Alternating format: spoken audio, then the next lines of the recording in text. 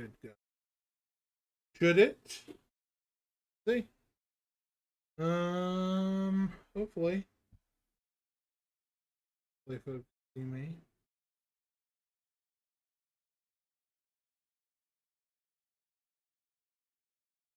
Man, hand is super jittery.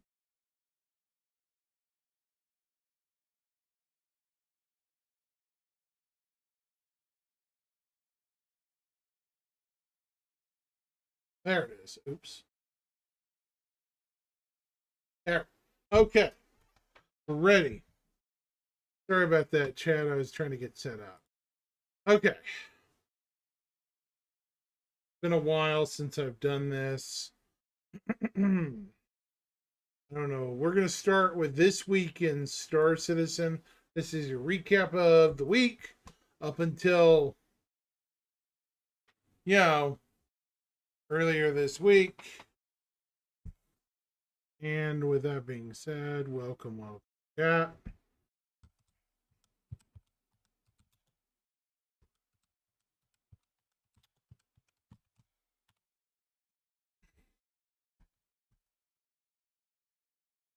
Been a while.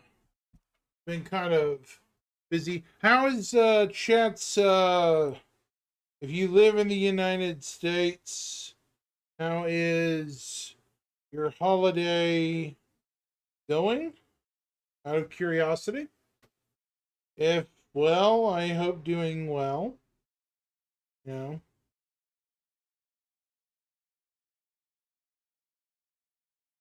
Or anywhere else in the world that celebrates holidays during this day. I hope and pray you are doing well.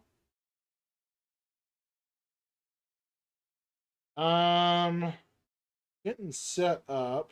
Just a moment.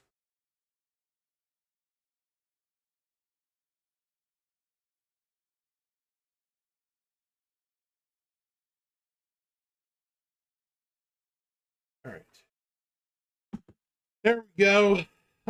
This week in Star Citizen.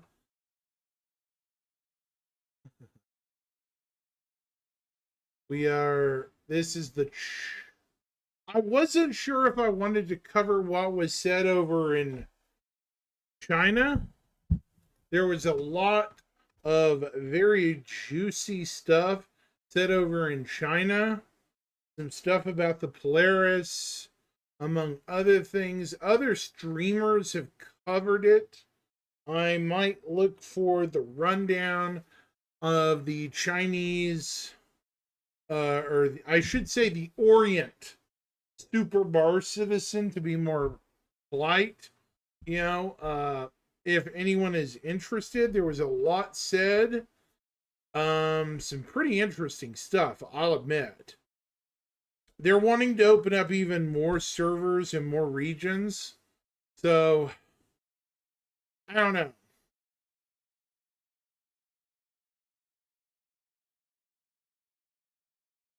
Where is that? Anyways, yesterday was the monthly report and Squadron 42 report. Thursday, today was ISC Dev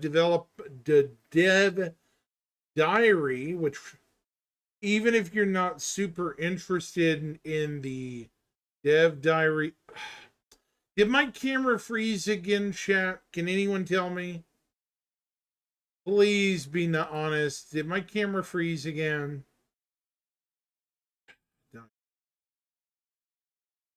Of course it did.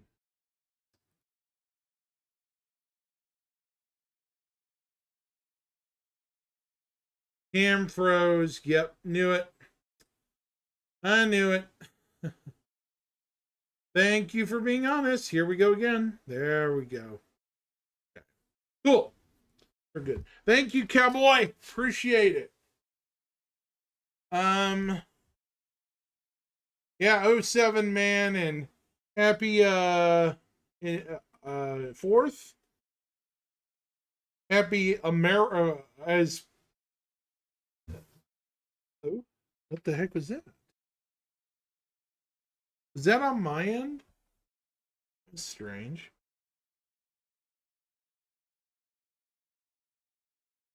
Thought I heard something. Never mind. ISEs today. Tomorrow is making missions 2. 2? Roman numeral 2, 2. Okay. What is this? Does anyone see this ship in this picture by the community hub? Hey, Delnora Games over on the green platform and the red platform. Scarred, how are you today, guys? I hope everyone's doing great. I came across this picture and on I didn't hear anyone talk about this. What is this ship? I don't know what this is.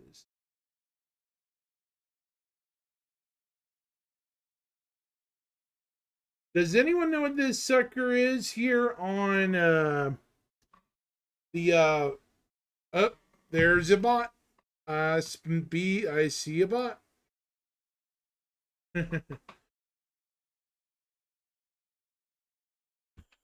Hold on.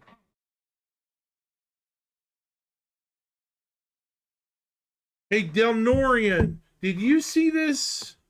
This sub-sync?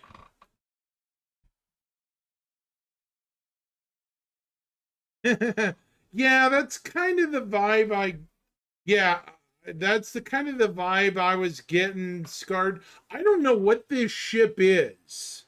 This is clearly uh hey, Scarred, you have a good 4th of July celebration, man. Make sure you don't burn any don't if you shoot off fireworks, be sure to use safety, man. I've had a couple of friends get hurt. All right? Yes, yeah, Coke, or Cowboy, I don't know what this ship is. I've never seen a shape quite like this. Hang on, let me see if I can blow it up.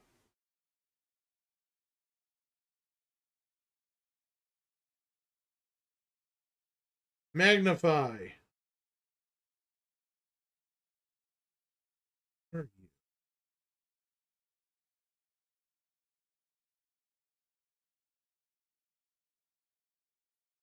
I don't know what the heck that is. Look at this, folks. This is an ArcCorp. What is this thing? Cowboy, look at this. What in the thunder is this thing?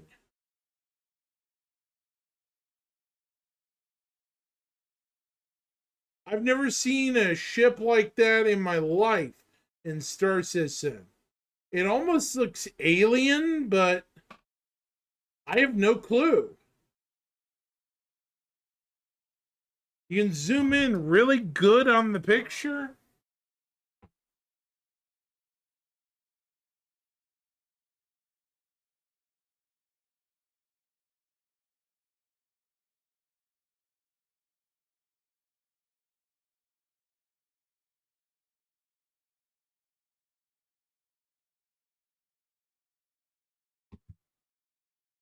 I don't know what this is, but yeah, it's fascinating because I don't recognize it from anywhere.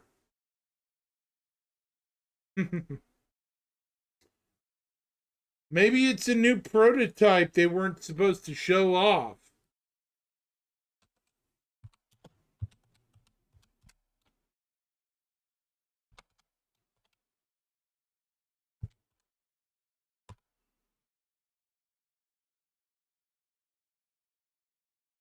Super weird, though. And then we have this. Anyways.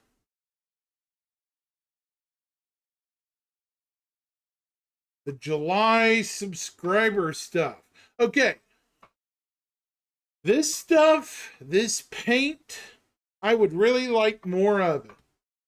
It feels like they actually, instead of just slapping some shades together, made up some paint, you know, that you would see in Pyro, you know?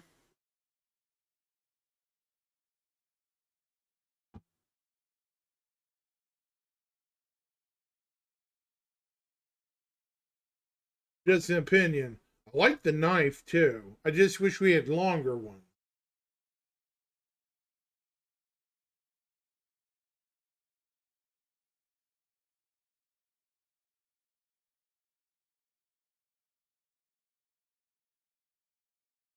So this is the small stuff.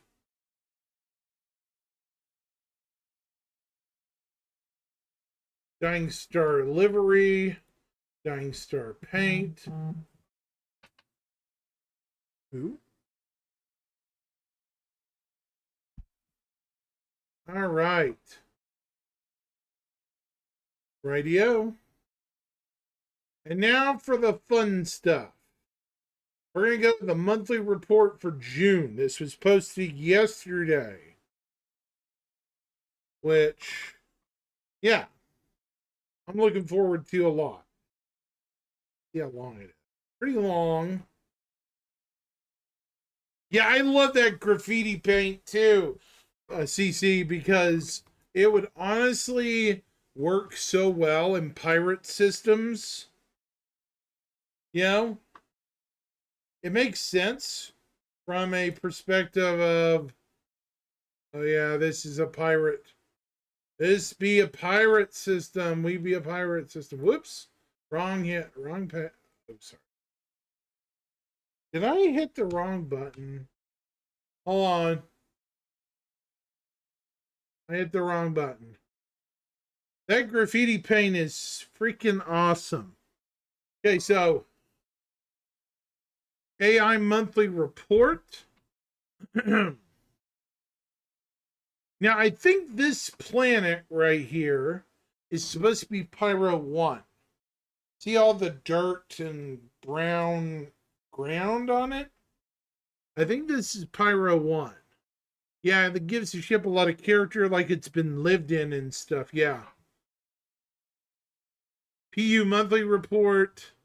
AI features team. We had improvements in the behaviors of grouped NPCs for more consistent combat experience.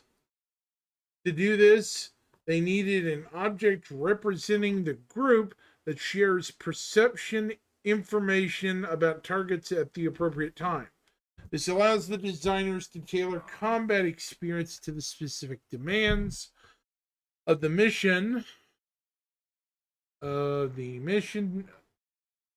By deciding who it is and isn't drawn into combat when it starts. It also allows them to cheat a behavior for situations where communication between group members would be expected, i.e., radio, preventing NPCs from doing a full first reaction when they would already know about the fight. This is the first implementation of the system, and the team will be playtesting and balancing it to make sure it's present for a realistic but understandable challenge. Without the behavior, perception and entering combat would be more haphazard, not work well across the wide range of level and mission scenarios. Yeah, I can see that. I mean, yeah. I could see NPCs patrolling an area like this is look like example. This is look at all clear. And then they get down, they're like, in the middle of their talking, you hit them before they get off with the radio transmission, and they're like, come again? What was that through the radio? The chatter, Get it? There's a lot of games that implement that. Maybe not the most concise breakdown of that behavior, but yeah, it would actually make a lot of sense to have adaptable AI to where, say, you attack a character and, well, they decide that you're not going to get away.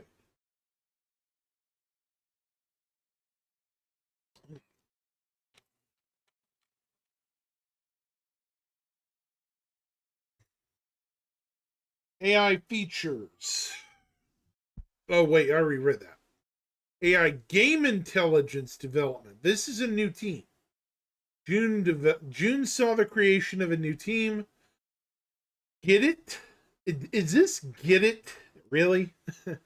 One of the team's objectives was to evaluating and improving tools and processes. For example, they're working with the AI team to improve the Apollo subsumption editor with improved UX. Following a successful prototype, the team are currently implementing some of the features directly in Engine. This new visual paradigm is known as Apollo StarScript. Other improvements include a new tool that will enable devs to group or ungroup task functions automatically, allowing them to easily add comments and visually visualize them when collabs are expanded. Okay. Another objective is to implement different service solutions for long-term AI functionalities, including the quantum simulation battle system and the commentator mode. So there's going to be a commentator mode? Why? Why? Oh, look. Johnny got downed again. Johnny got downed again. Really? He needs to quit playing this game and go play something else. Right? AI tech. June saw AI. Oh, wait. Did I already cover it? No, there's a bunch of AI stuff. Okay. Excuse me. AI tech saw optimizing of the vision system used by NPCs, which improved parts of the NPC visualization check computation to the client. This will help when there are multiple players on the same server, giving improvements to reaction time and frame rate, in theory. They're also investigating better ways to synchronize AI data between servers and clients in preparation for server meshing. This will allow for smoother transitions by keeping the same context when NPCs move from one server to another. As a test, they serialize more data into AI components like path and movement requests.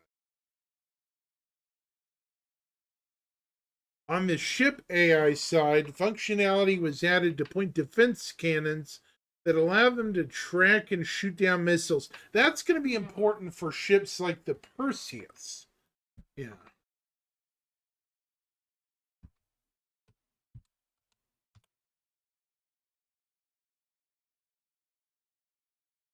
Improvements were also made to NPCs following leaders and formations by using a PID controller for matching leader speed and adjusting role based on the leader and NPC ship orientation. Alongside this, the AI tools team began unifying functionality and fixing bugs in preparation for the Apollo UI redesign. Animation. The animation team continued to fix technical issues with the Copian, animate assets, and create new animations for numerous creatures, meaning there's going to be more. Art characters. Oh, here we go, folks. New armor. I'm sure you're excited about this, cowboy, aren't you? Gotta collect it all, right? In June. Oh,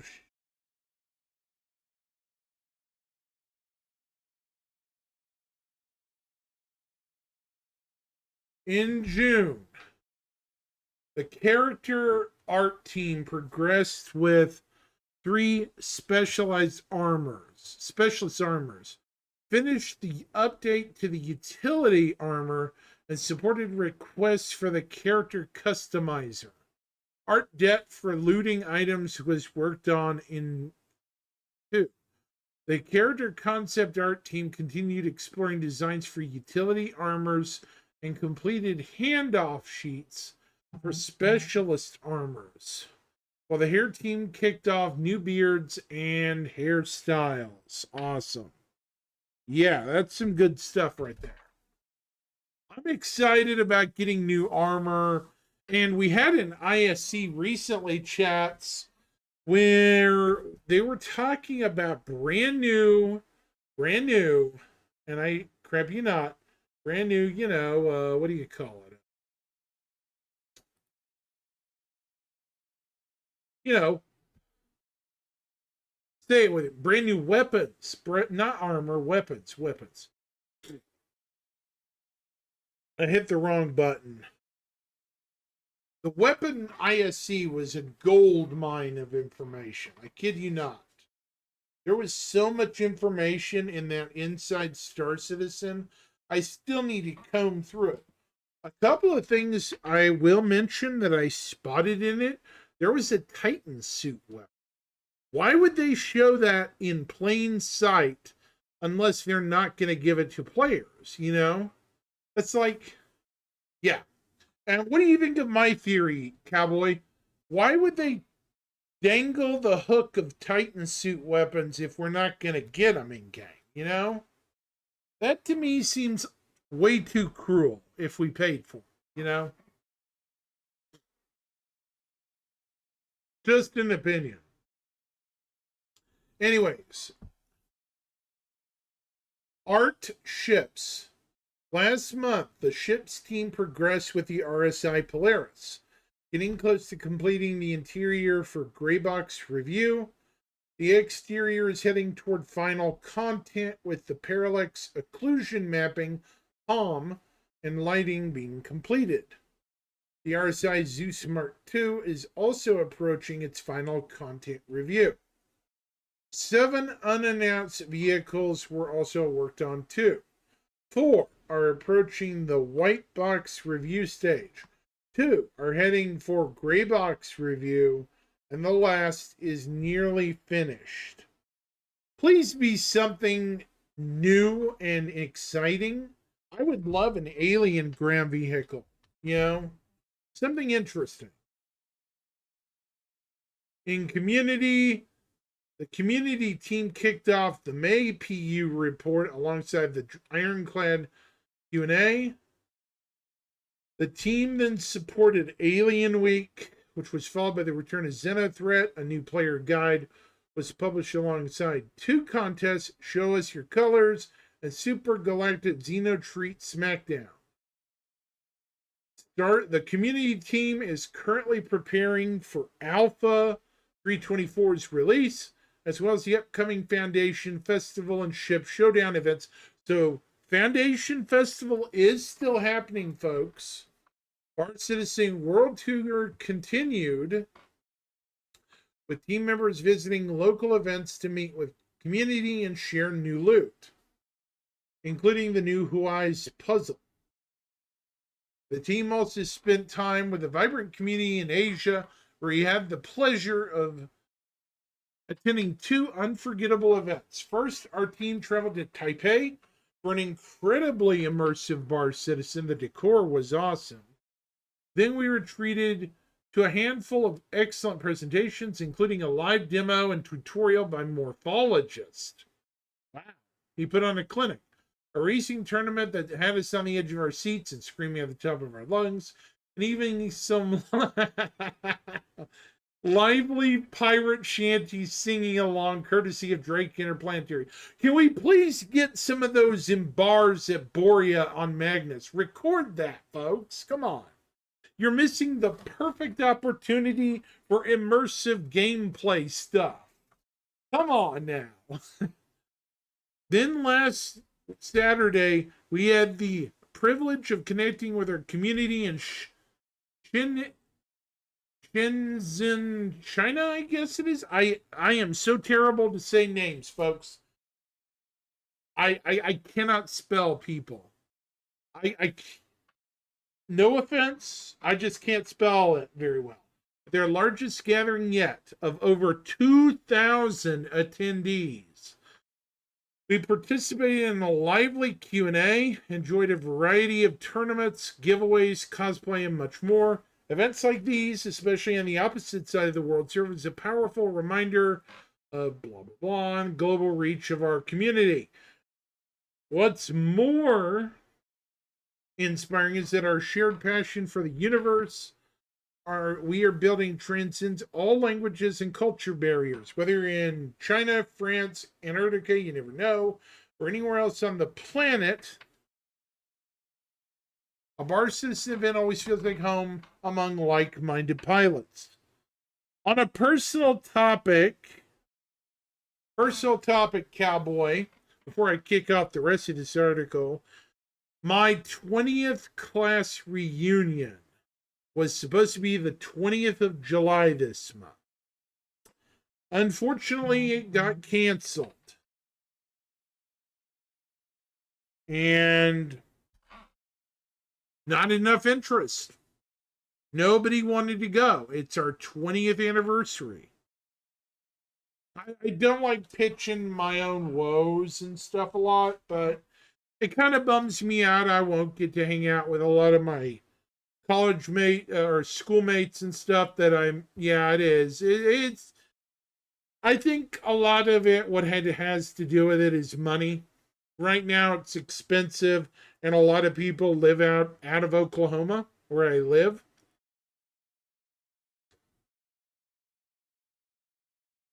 But I have a Bar Citizen also that same day, so I might be able to do that instead. So, in a way, I might do a toast to my friends and, enjoy it otherwise. So, yeah.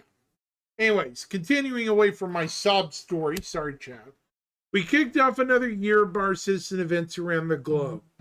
As, what in the world? My phone is just going off crazy.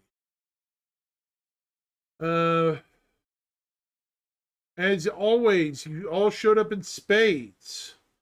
It was a wonderful meeting each and every one of you, hosting trivia, challenges, enjoying good drinks, and great company. We can't wait to see you all at upcoming events during PAX, TwitchCon, GamesCon, and more. And if you're nearby, come on down and get your hands on an exclusive Huai.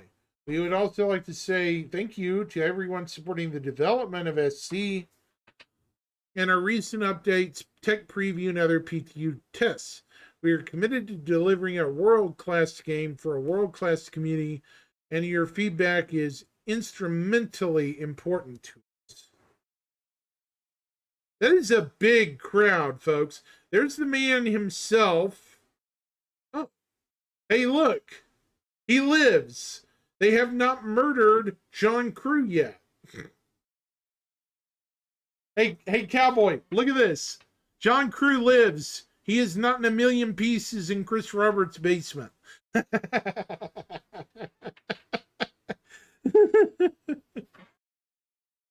I'm joking, of course. But look at this crowd. I can't even count how many people are in there. Holy cow, that's a big crowd. Okay. Wow, this is a long one.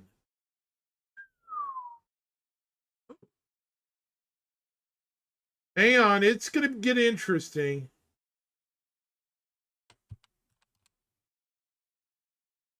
Yeah, unfortunately, buddy, life happens. Just how it is. Core gameplay for Maelstrom, the development stream, was recently published on the main internal branch. This provides a fresh set of features, such as a new unified mesh format with object container support per Maelstrom node for large vehicle destruction. It also provides tools to link gameplay events with destruction sequences, such as shatter, break, and integrity changes. The uniform mesh format brings numerous improvements to the Vulkan pipeline and internal code coverage alongside a flexible pipeline to bake supplementary data required for Maelstrom destruction. The ability to link internal Maelstrom sequences to game logic advances the dev's ability to easily build complex destruction sequences. Further testing will bring Maelstrom destruction entities past the existing legacy destruction and harden the existing pipeline. Whew. Following a full task breakdown, implementation of the transit refactor began. This includes setting up basic component and entity classes for destinations, gateways, and gateway peripherals. A new debug GUI, transport network visualization, was created to assist with the initial setup and inform design of the setup of each transportation network. That's probably in the existing landing zone. The transit engineers also continued supporting the upcoming Alpha 324 release. For radar and scanning, here's something, Cowboy, that's important. Work was completed to allow FPS ping to be used from certain seats, the first being in vehicles that lack their own radar. Alongside this, the team resolved several issues when using an FPS radar within vehicle zones to detect things outside. Work continued on the highlighting effect caused by FPS ping, with the devs now able to apply different colors for different factors, such as hostility. Other parameters were added to the highlight effect to allow the fine-tuning of visuals, including fade out, timeout, occlusions, fill, and outline. Support began for new vehicle brackets, including nameplates and distance. Nameplates on vehicles, awesome.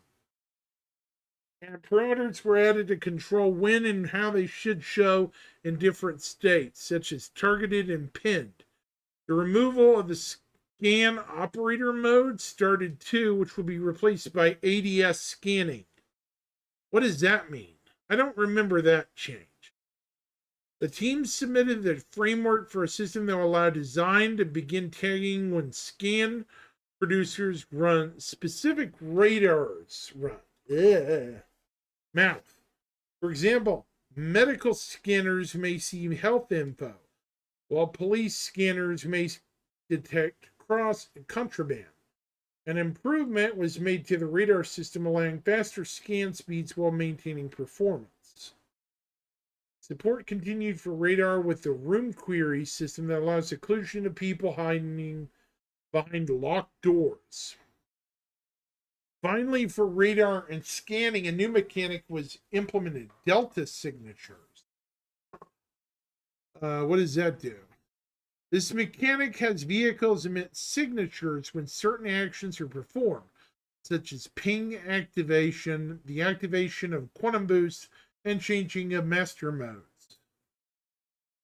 UI to notify players when they detect a Delta signature was implemented too. Cool. For Arena Commander, the team focused on the new front-end style, the FPS Horde map, and back-end support. Seems like there's a lot going on with the scanning operator. Have you noticed that, Cowboy?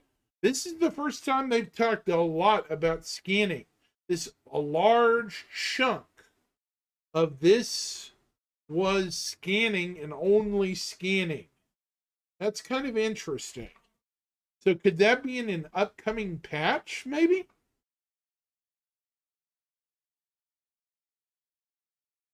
The implementation of the front-end restyle is nearly complete. Alongside, yeah, looking forward to it, yep. Nearly complete, with the majority now utilizing the new style and art direction. Several feature requests were sent to the service teams upon review, including a way to query game module and mode population, and additional info for friend lists such as the game mode and map. For FPS Horde mode, the team implemented the subsumption mission alongside a way to define spawn wave data. Design will soon begin reviewing the map and marking it up for AI. Ahead of the Spawn Closet Engineers becoming available post 324. Whoa, whoa, whoa, whoa, whoa, what is this? Spawn Closet Engineers becoming available post 324. What is a Spawn Closet Engineer? Is that a utility AI unit that will be repairing your ship? What is that? A playtest was conducted on an EVA only map, Gundam. Due to the limitations for the location causing balance issues, this map will not be released and will instead be used for rapid in-suite developer iteration of the EVA system. Boo! Can everyone say it with me? Boo! Finally, the team began developing how badges are defined in the game code. This is due to limitations as the team utilizes it. Improvements include giving designers more control over badges, and their information by moving what was previously hard-coded to DataForge, as well as adding several quality of life improvements for developers. Okay. Economy. The economy team progressed with tasks for Pyro, including setting up the shops and sorting up any related issues.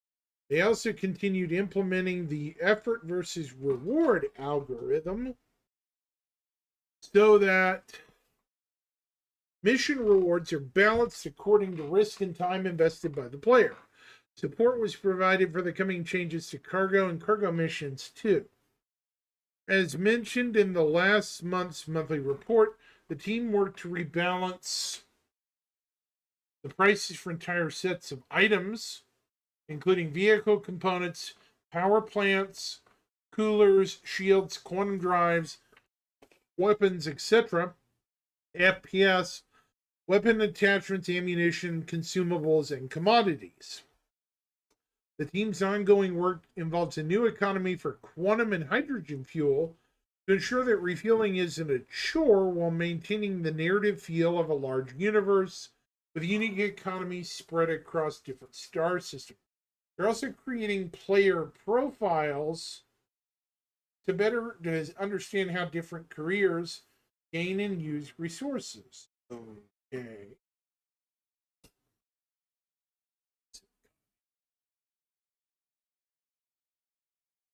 Oh, what is this?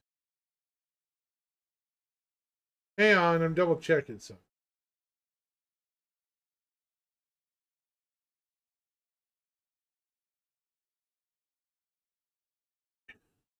Graphics and VFX and Planet Tech. Now, here's where they possibly talk about the future a bit.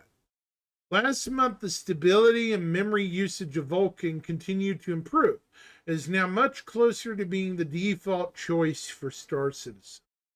The team have also been in contact with AMD, yes, NVIDIA and Intel to diagnose and fix various driver issues.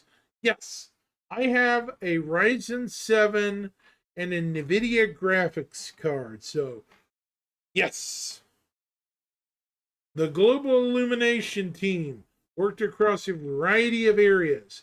For example, improved Radiance cache resolution, made stability improvements, and optimized various areas with Fidelity FX. They also provided rough specular support, improved motion and depth complexity handling for the screen space light cache, and updated the cascaded light grid to allow for a greater range of global illumination. Gas cloud color processing volumes were added to allow the artist to vary the appearance of large gas clouds as players traverse them. The team also made the first pass at hooking up the required FX effects to jump points alongside a new shader for the tunnel and a bespoke lighting and shadowing solution for ships inside it.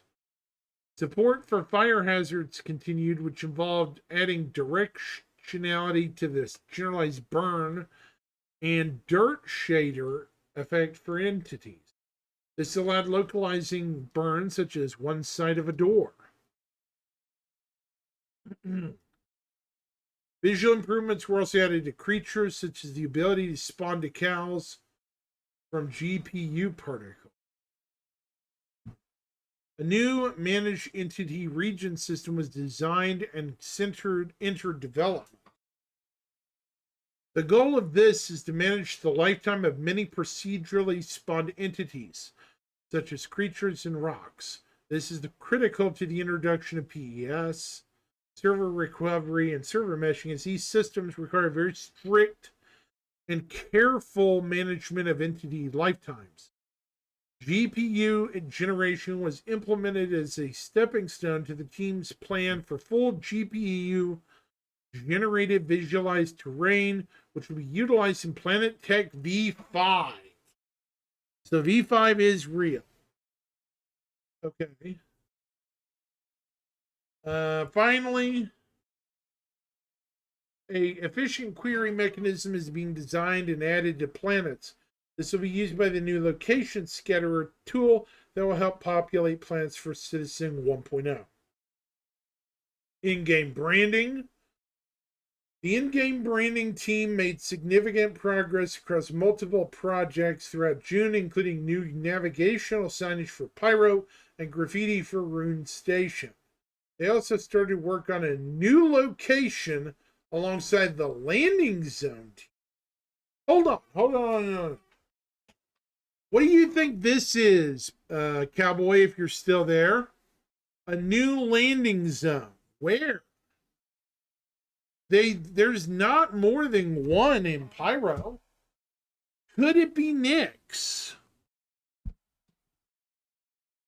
I think we have interactables like these, like liquid containers, which are, this looks explodable. June saw the interactable team finishing off liquid containers, which will be used in the upcoming Block Raider runner missions. Hazardous containers were worked on too, with the team taking all sizes to finalize following destructibility tests. Yeah, I'm wondering where they could be. Yeah, I am too. It's puzzling.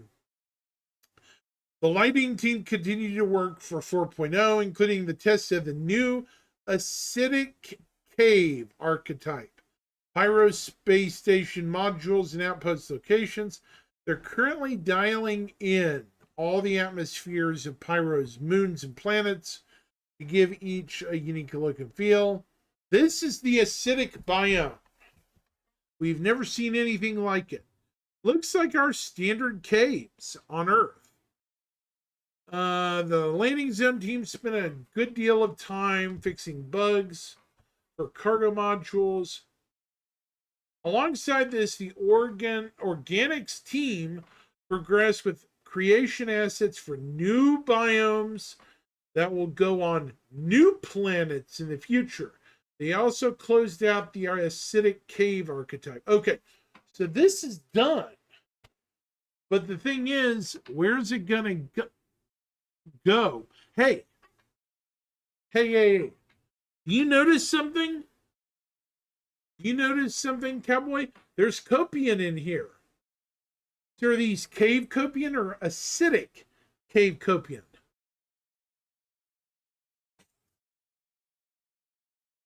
Narrative. One of the team's bigger focuses in June was their continued support of the upcoming cargo gameplay, which included writing new mission text. The team will also dedicate time toward 1.0, driving deeper into new content that patch will bring. Part of this will fall onto the narrative design, who expanded the presence of social AI in the universe. Additionally, narrative began building out the lore and mission text for a future large-scale event mission. They also put the branding team with several company bios that would be used to flesh out style guides. It really does look good, doesn't it? This month also saw another edition of Lore Maker's Community Questions, so be sure to check it out. And then add your questions to Ask a Dev Spectrum page for a chance to have your question answered next time. The team also published a fresh batch of Galactopedia entries alongside a Banu divestment in honor of Alien Week. Online tech. Oh, here we go. The online services team worked toward completing the social services back-end overhaul. This will include the performance and scalability of social functionalities, including chat, friends, and groups, and enable the service to support a higher volume of concurrent users and requests. Additionally, it will simplify the integration of new features. For example, making things like creating and joining a party from within. Why does it have to be from within Spectrum's web portal possible? Puke! I don't want anything from Spectrum, man. The team also integrated a new version of Easy Anti-Cheat and will soon begin testing for false positives, as well as testing the boot check feature on a limited sample size. Furthermore, the team progressed with potential features for Alpha 4.0. This included significant overhauls to the mission and marker systems, as well as the development of the player trade functionality, which aligns with the overreaching objective of achieving server meshing. The networking team continued to work for the first version of server meshing. This included testing various configurations for the mesh and the underlying cloud infrastructure while capturing critical performance to help fine-tune and target bottlenecks. Okay. Tech art and animation. Okay. Tech art animational team continued to invest in a wide range of long-term tasks, facilitating improvements across both projects. For example, work progress on the Put On Takeoff initiative, which is close to being complete. These animations will soon be integral to the game and significantly enhance the realism of player interactions and provide a more engaging player experience. Several creatures for 4.0 will be finalized. So it won't just be 2 and done, folks. We're going to have a lot more animal life. It's going to be a wild and woolly universe out there. Hold on just a second. It is truly going to be a crazy universe out there. Enhancements were also made to the character customizer, including the significant integration of new heads. This enhancement will offer players more variety and customization options, further enriching personalization.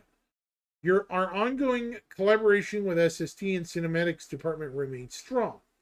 The focus of ensuring the technical implementation of animations and scene content is one of the highest quality is unwavering.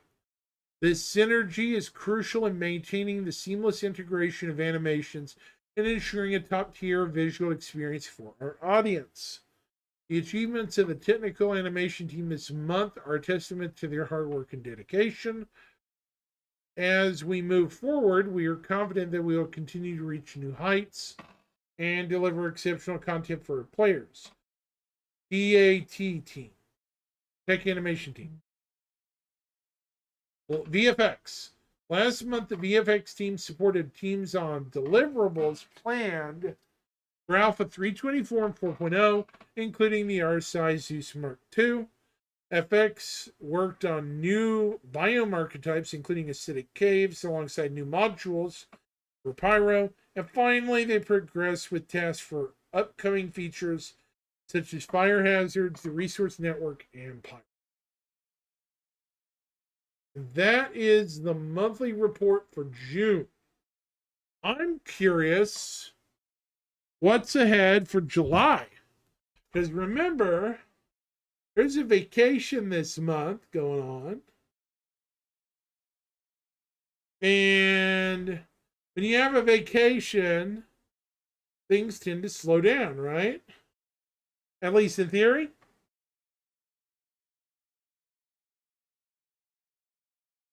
Anyways, this is the Core Technology Group. Bunch of big... Okay, this is ISC Dev Diary server meshing. So here we go, chat. brains found in all 5 of our studios. These are the folks that have been working to expand Star Citizen beyond the... Just so people know, this is a recap of where we are with server meshing, probably as of about a month or 2 ago. So here we go. The limitations of the traditional client-server model. To distribute what would have been the work of a single server across many. This work has many parts, but the collective name for all the technologies that allow this to happen, we call simply server meshing. Beginning late last year, the newly created Tech Preview channel was used for a series of tests. And while the work of server meshing is that of our entire development staff, toiling in concert with the Core Technology Group, we asked members of the small but dedicated UK networking team to speak on their behalf. This is Dev Diary Server Meshing. Well, I did a stupid, everybody. Guess what I did? I left my windows down, and now it's raining outside, and I'm streaming in here, and I'm stuck in here. So, yay! My car interior is going to be soaked. Happy day. Great.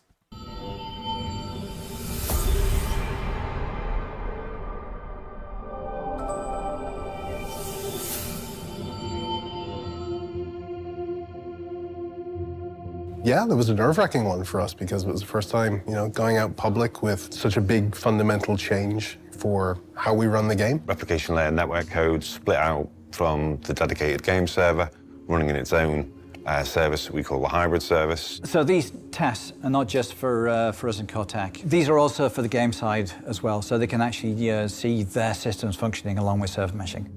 It's kind of one cohesive whole. So that was the first time trying to deploy that kind of environment, which is radically different from what we've had to do before. One of the major purposes of Tech Preview is to expose the game to a much wider audience so that the rest of the development team can see more of their work exposed, really help us pick up on all the little corner and edge cases that we don't necessarily spot if we only have a handful of people testing. So it's really good to have other development teams look at the tech from a development perspective and on a live environment as well.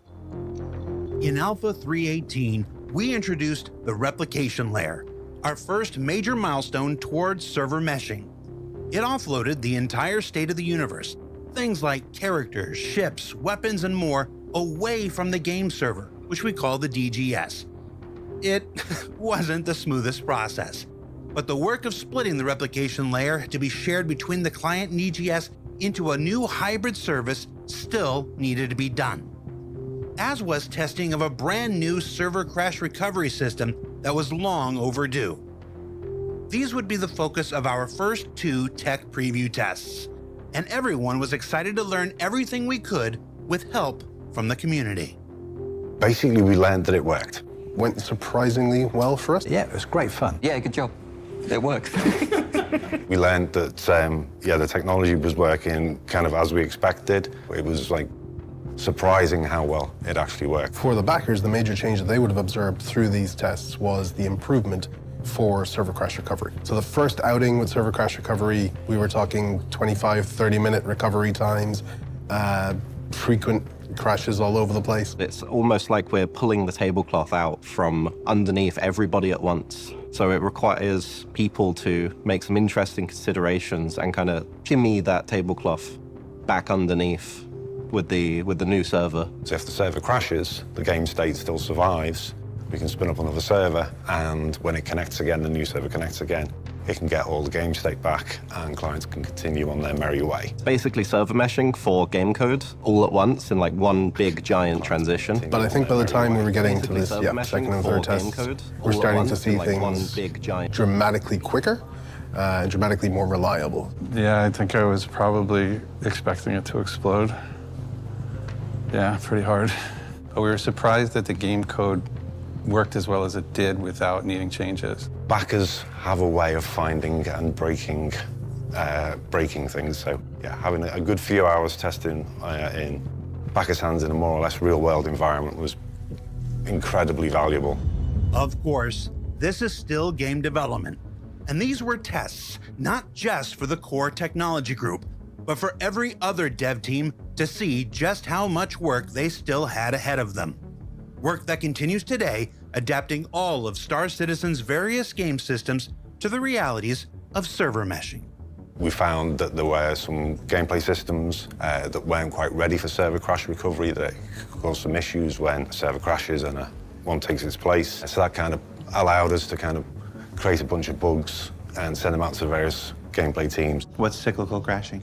Basically, when the server then tries to recover, start back up, it would then deserialize the state that we had stored previously, and the state itself was corrupt, so it would just crash, and it would just keep trying. Pretty annoying. A lot of people were like, let's turn off server crash recovery, that's the problem, when actually, no, it wasn't the problem. It was just the state it was in. When it is working, it works very well. Star Citizen is a large, complex game. Every little bit of it across core tech and the actual game system has to function perfectly for server meshing to work. The test allowed us to point to parts of the code where things didn't function, so we could go back to the game teams and say, you need to go back and you need to rework this particular system. Being able to allow the replication layer to kind of soak is kind of how we were able to get it from basically having things work for the first time to a production-ready product. Making sure that we were in a good state so that we could progress with the next set of tech preview tests. It had worked twice now? Yes, yeah, the overconfidence was starting to grow, yes.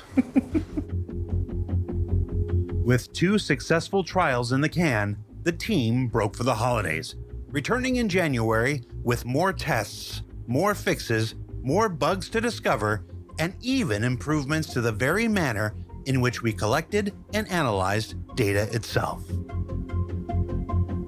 At this point now, it's not only about just getting server crash recovery working, but we're really starting to see changes come in from the game teams for the various systems that interact with it. So from those early tests, people would have seen a loss of state for certain systems or things that just didn't recover well. If you ended up in a weird condition where, let's just say you were in the middle of respawning during a server crash. But this is when we were noticing, a lot of major spikes, and a player tries to interact with a door or a ship or tries to pick up something, and they could be waiting several minutes for something to actually happen. But then it was also other game code as well. Other teams, send in sort of like serialized variables and messages across the network. Some of them were like being sent twice, which obviously is not ideal, because if we're sending messages twice, we only need to send it once. Then we've got 2 messages being sent, which is the backlog or the queue is just going to get busier a lot quicker. So between now and then, data, analytics, metrics, making sure that the development team have the information that they need when they request it as well, and having our back-end dashboard set up so information is correct and not incorrect, because we don't want to provide incorrect results. We're starting to see fixes for those kind of strange cases start to come in. So the overall experience at this point now would have been much more solid. At this point, after a series of necessary wins and a reconfiguration of our analytics dashboard, with clients and servers now both connecting to the hybrid service, ready to put an end to the DGS crashes causing players to get disconnected, it was time to move to the next major milestone: testing configurations of multiple DGSs connected to the same hybrid service, or put simply, our first true server mesh. The next milestone in our tech preview testing was February 29th, which was the first time that we attempted to have 2 solar systems running on 2 DGSs connected to the same hybrid service, and clients basically able to connect through them, choose which solar system they wanted to play in, and go and play. So this one was the big surprise.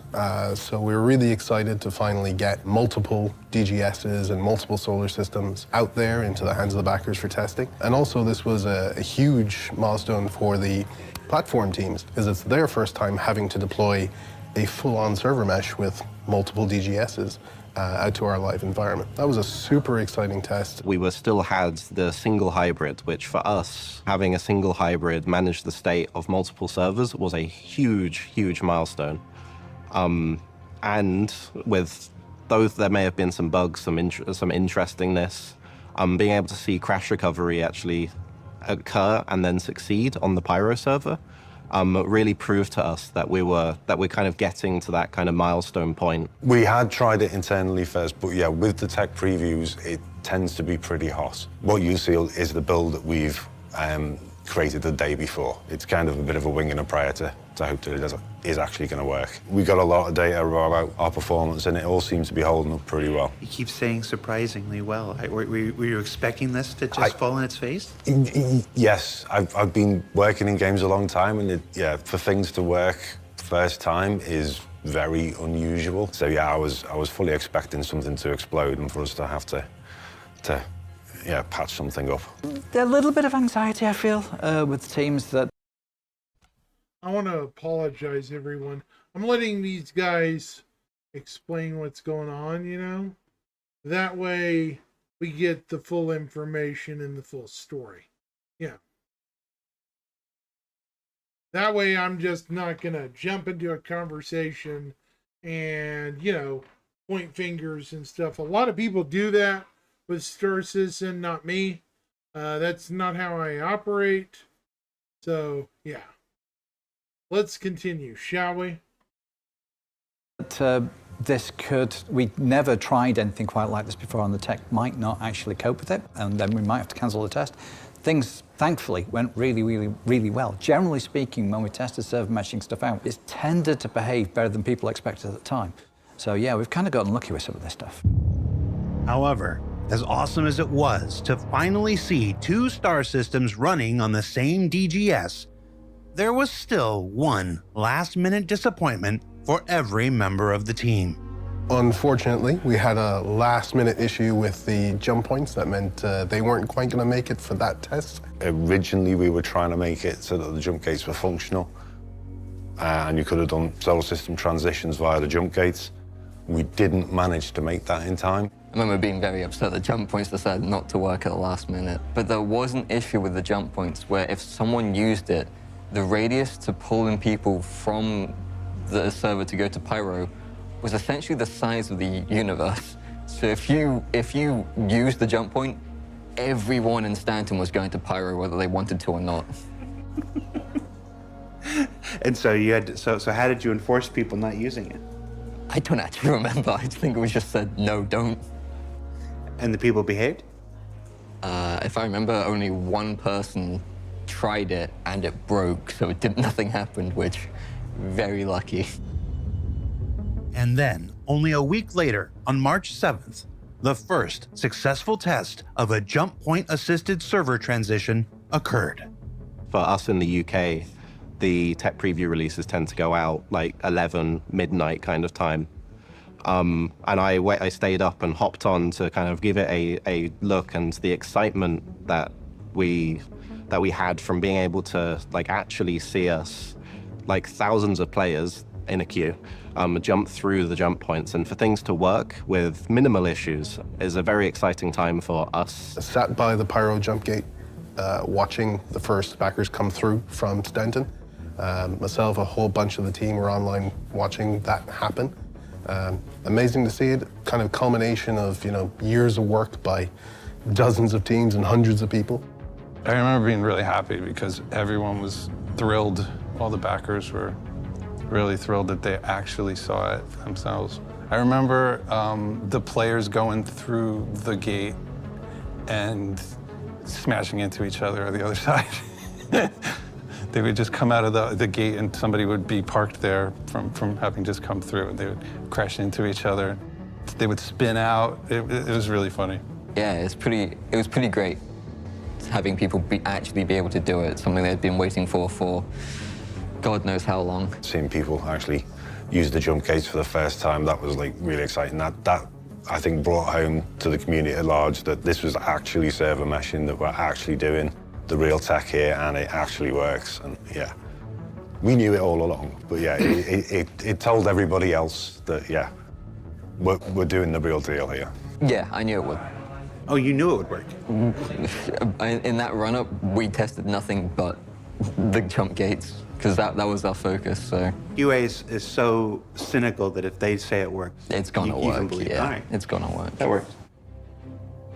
And with these first successful tests now having proven out the project's ability to simultaneously operate 2 star systems across 2 DGSs on a single shard, the time was fast approaching to test the other core functionality of server meshing technology, the subdivision of an entire star system across multiple servers.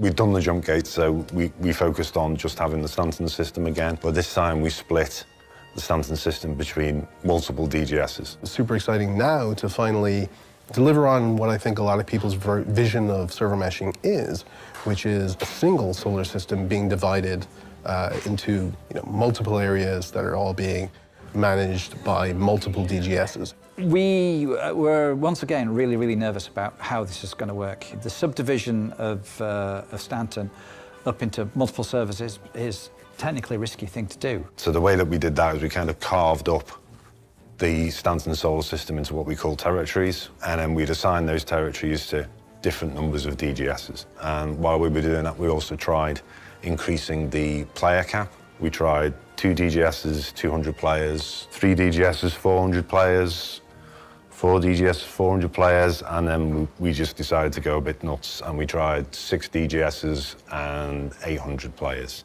And that was really to stress the system, test server crash recovery, and kind of, yeah, get all the performance information about how the hybrid service is able to handle these higher numbers of DGSs and higher numbers of players. And seeing 800 players in a shard and seeing the screenshots on Reddit, very, very exciting to see that what we had made was capable of that, though there's certainly improvements to be made. We actually exposed a bug during that one where you would drop out of quantum travel right at the transition point. When someone would transition across that border, they would just vanish.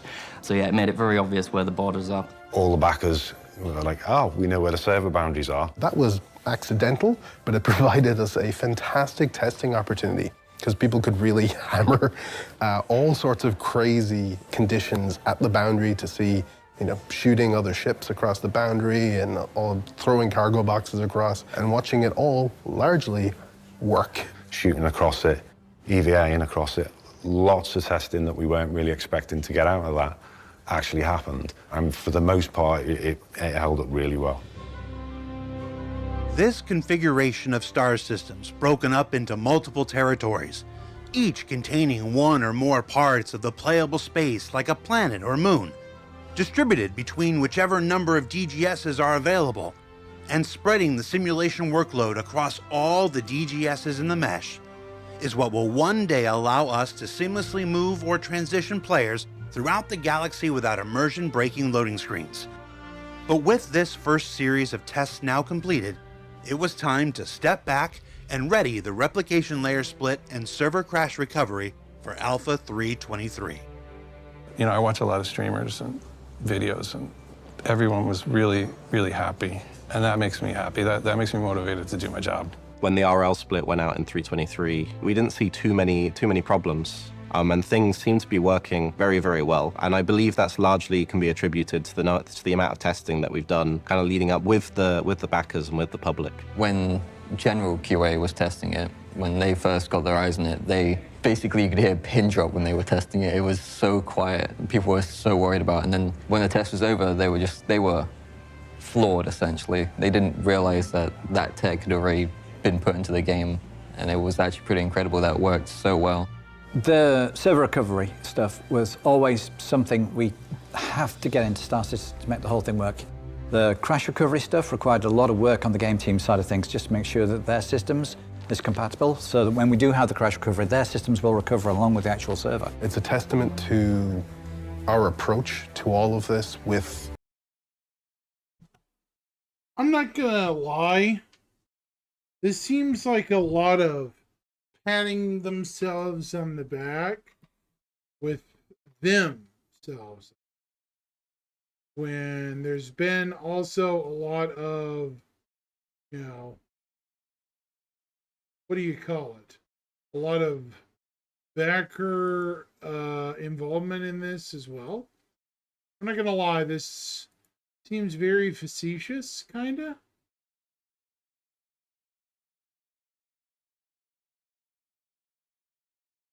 Yeah, you notice that in this whole video? Cowboy, I noticed that in this whole video. I didn't appreciate that.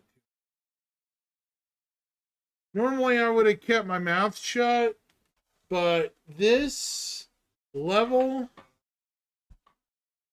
I mean normally I ignore it, but to this level it's like, my God, did the mask slip or something? You know? At least you noticed, you know? I don't like it when the mask slips. It's kind of mean and...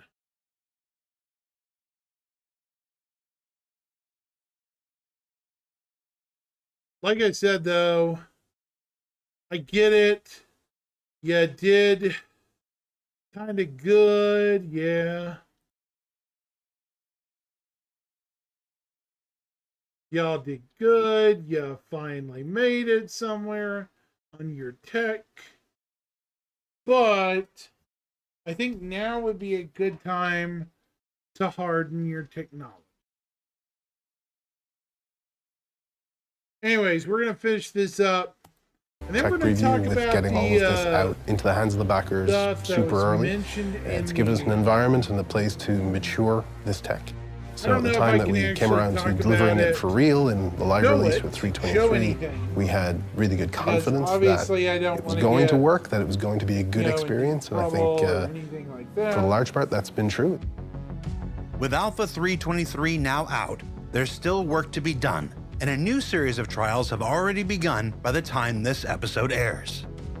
Between now and 4.0, we've got a lot of work to do, both on the tech side of things within Core Tech Group, with the teams who are actually working on server meshing. There's a lot of work to do on the game side of things. We've got to work with the game teams very, very closely. Pretty much every system in the whole game is affected by server meshing to some extent. More tech previews in the lead up to 4.0. That should help us harden like some subdivision, multi-system split, and kind of see where we can kind of push things. Every time they bump up the test, like more and more people, I'm just like, oh, now they're going to find more stuff that we don't know about. Oh no, there's more work coming.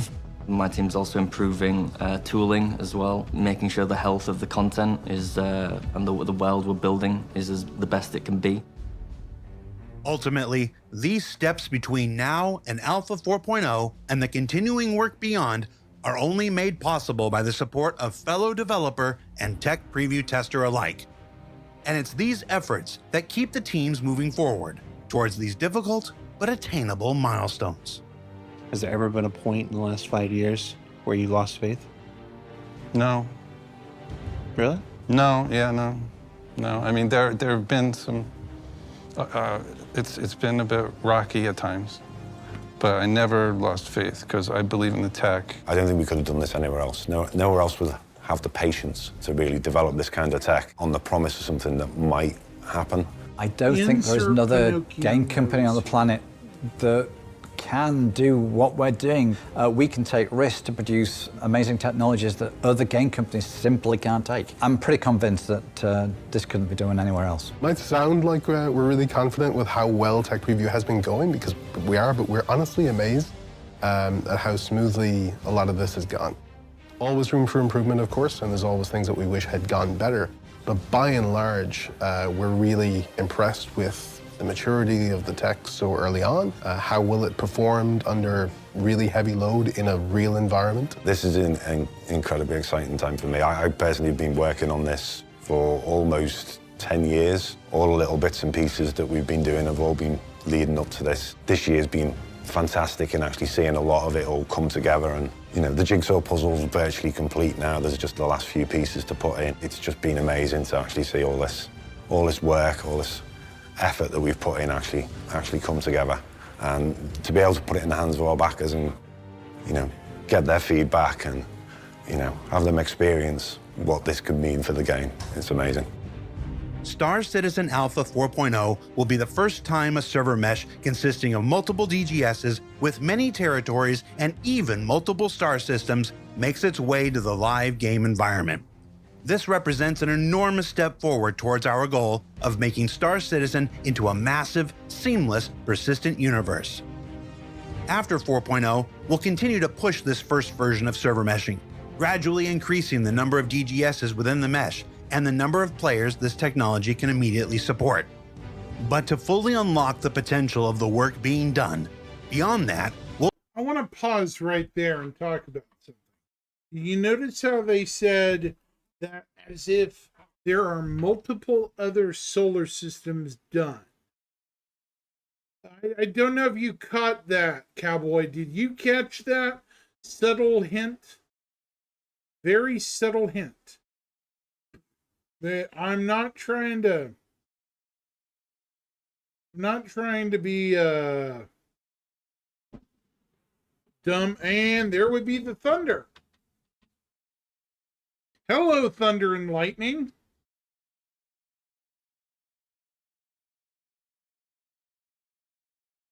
That was very loud. Yeah, I think they're further than people they think. Can you guys on chat hear the thunder and lightning outside? I don't know if you can or not. I'm pretty sure you could hear that crack of thunder. That was rather loud.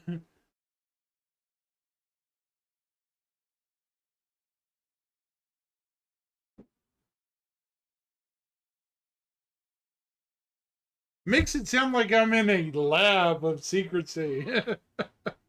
Sorry. Kind of spooky. Yeah, to answer your question, Cowboy, yeah, it does. It does sound like they're further along than they're letting on, which I'm okay with.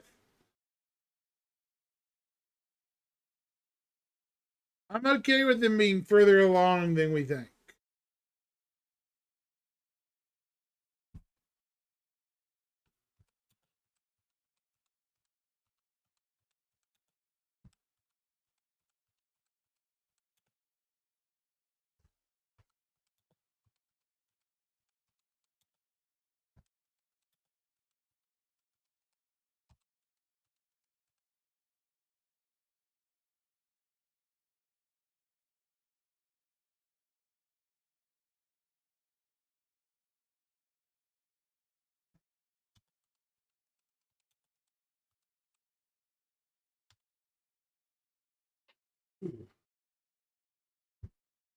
Very funny.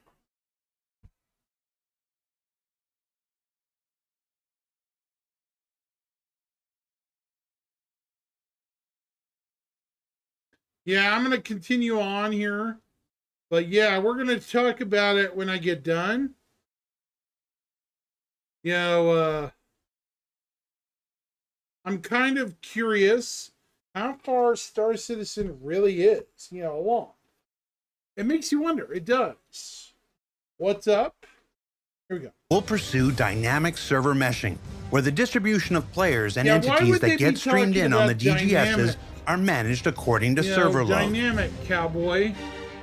All in all, the journey to server meshing started nearly 10 years ago and will continue to evolve beyond its debut in this year's Alpha 4.0. And we invite you to continue following along with this progress in the Tech Preview channel, where you can help to ensure the best possible future for its development, as well as keep folks like the UK Network team, just one of the many groups dedicated to bringing this technology to life, energized and empowered to make this dream a reality. For Inside Star Citizen, I'm Jared Huckabee. Thanks for letting us share the people and process of game development with you, and we'll see you all here next week. hoping I don't lose power too. Because right now, lightning is really close and yeah, fun times, folks. I don't know if we're going to have fireworks tonight or not.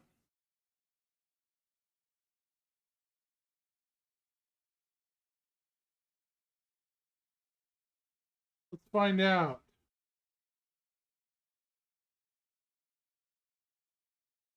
Let's find out. Find out from my local radar. I'm curious.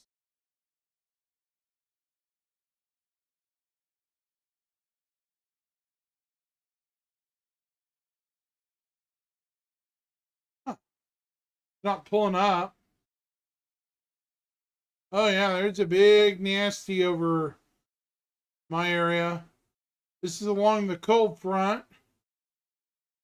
So, fun times in the Southern Plains, folks. Very fun.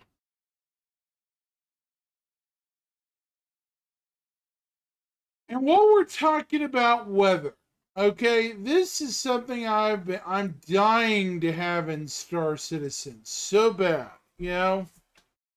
This, listen, you can hear it. I want rain. I want thunder. I want lightning.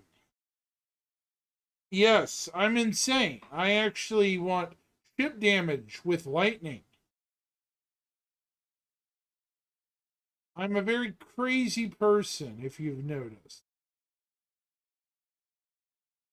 Will we get small-scale systems of weather like this?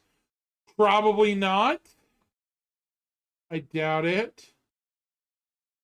But remember, game development is an ever-occurring thing. Star Citizen could literally develop to the point. There we go. Come join us in Arizona. It's 112 today. 114 tomorrow. Yeah. Right now, where I live, it is. I guarantee you it's a lot cooler, Del Norian. If you can see this gentleman. I believe it. I believe it for a second. It's probably about maybe 80 degrees outside, raining and pouring, thunder and lightning. No way it's 90 degrees outside anymore. No way. Yeah, no thanks. Yeah, we really should. We should. I was just today, before the fireworks and stuff hit tonight, I was doing a recap of the week. You know, the monthly report, what was it? Monthly report, the weekly update, the subscriber stuff, and the ISC that came out this morning. I think I should actually condense it to a once a week thing, maybe, because then I get everything for the Friday review, you know.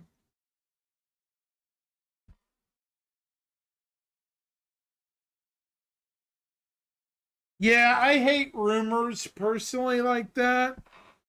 Hey, Cowboy, did you hear a rumor also about 324 hitting the servers today?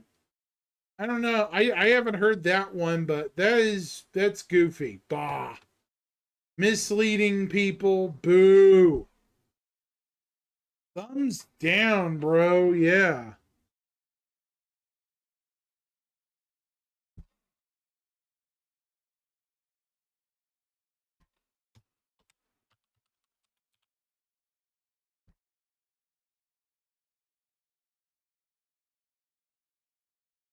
You haven't heard that yet? Interesting. Maybe it was only certain people who was holding. Maybe it's somebody pulling your leg, bro. You never know. Some people. My favorite ship right now? That's interesting. That's an interesting question. Let this run for a minute. Currently my current money-making ship, because it's easy to get in and out of, is the Vulture. It's not perfect, but yeah, it does its job, you know. Underarmed, but it's good for a beginning salvager. I'm not much of a combat dude, but I do use it for salvaging and scraping, you know, stuff like that. Yeah. For combat, it depends. I have an F8 Lightning for my single player combat. F8C. That's become my de facto general combat ship.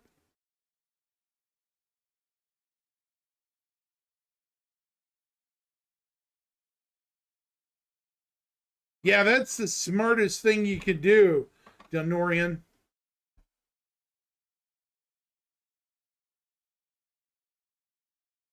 The Vulture's a good way to make money. It's a shame we don't have a medium salvager. I really wish we did.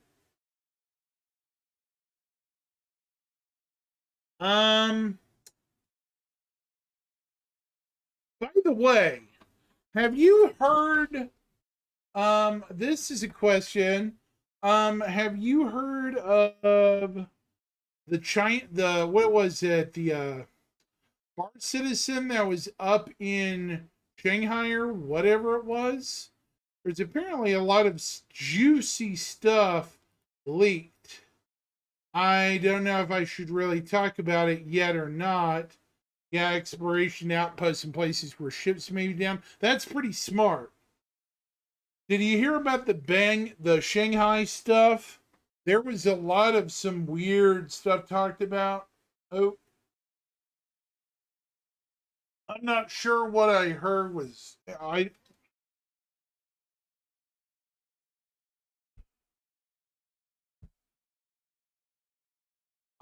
hesitant with stuff over there, you know? But yeah, there were some big things mentioned. Some people were saying the Polaris is a lot more in depth of a ship to use.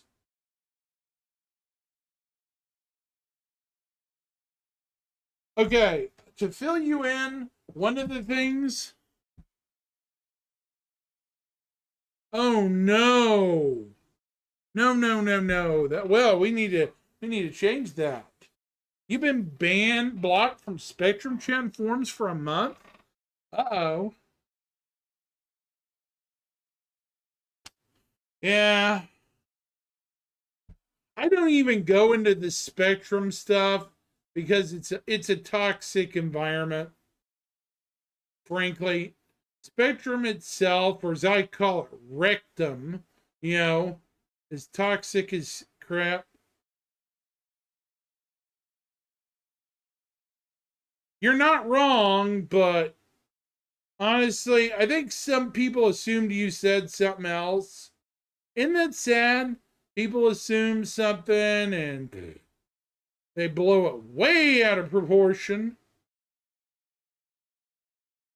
C'est la vie, brother. C'est la vie.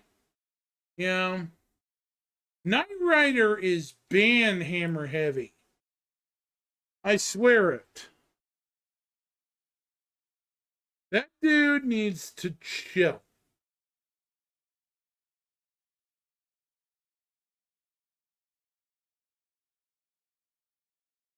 That homie needs to chill out, bro. I swear he does.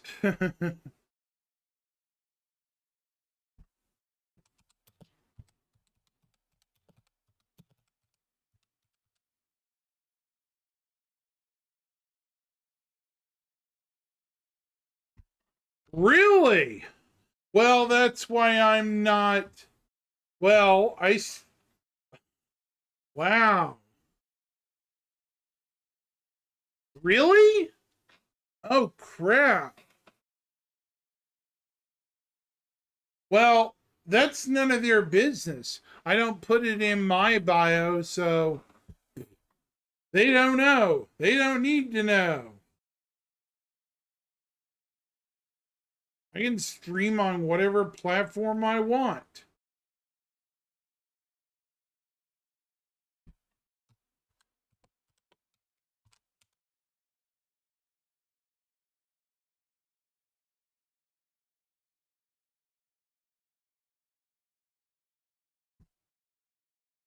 Yeah, that sounds a little vindictive.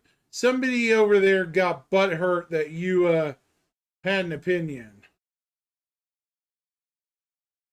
That's the thing. I think some people shouldn't be in gaming at all because they get butthurt and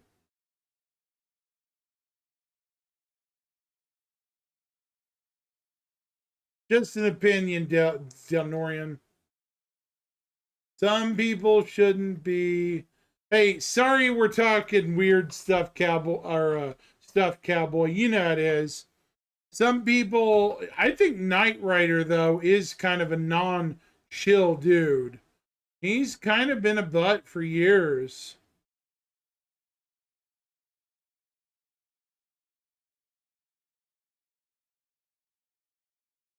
Really?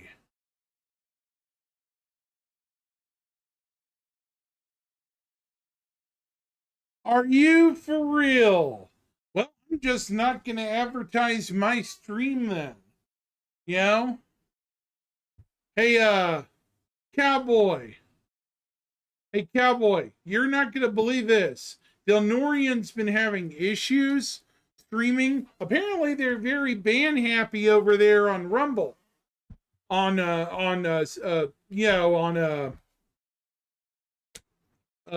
Spectrum for the green platform.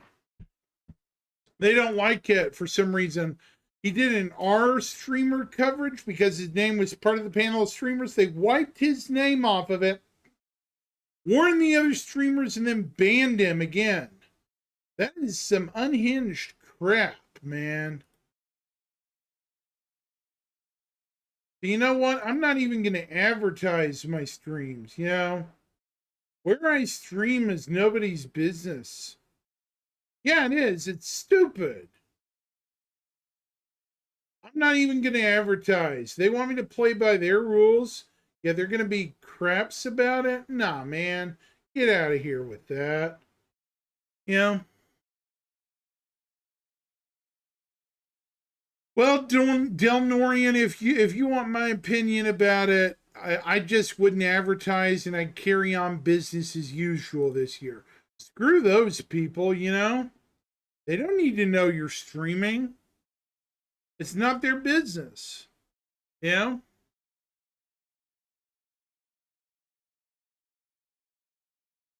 Oh, they didn't like you because of your... Oh. That is such a minor one. You're just lucky that they didn't call you an Orange Man follower. You know what I mean? I mean that with love. That's a joke. It is a joke. But yeah, I think people need to leave their baggage at the door, you know? If people don't leave their baggage at the door, gaming communities get crappy, you know? A lot of people need to just chill, quit looking for reasons to fight, folks. Right, Cowboy? If you can get along with people, get along with people, right? That's my opinion. Yeah, I agree with you. It's stupid. It is stupid. Absolutely. I think I've heard of your org before too, Rockhoppers. I might have to ask around about it. I think I've heard about you guys.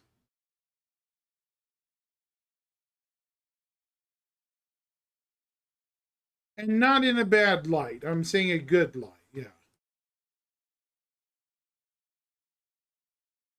See, I'm fixing to put up a message on all my accounts, and you guys, both you, Delnorian on green, and you on purple, Cowboy, will agree with me. This is what I should preface on all my accounts. Do not bring in fighting here. Everyone is to accept everyone. There will be no this talk, talk of, what, of politicking, religion, all this stuff. Everyone is to be treated equal. Anyone infighting will result in permanent ban. I don't care. I'm just going to be like, if I will ban both parties. You want to know why? Because I don't want to hear it. I'm the old crowd, Delnorian, you know what I mean? Where if you're fighting, take it outside. You know what I mean? You agree with that? If you're going to fight in my chat, take it somewhere else, Oh, yeah, and I love The Expanse. Expanse is one of my favorite gym shows. Oh, I wish they would produce the last season of The Expanse, or last seasons. There's supposed to be like 3 or 4.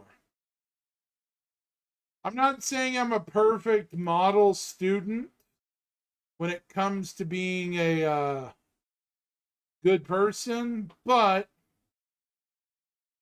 if people are going to fight it out in my chat, take your stuff, take your ball and go home, It's just... It's not conducive for my environment,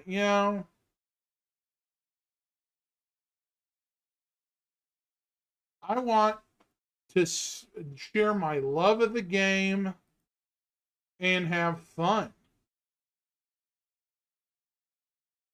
I'm sure everybody here agrees. You guys didn't come to hear me shoot my mouth off. You came here to have fun. So have fun we will.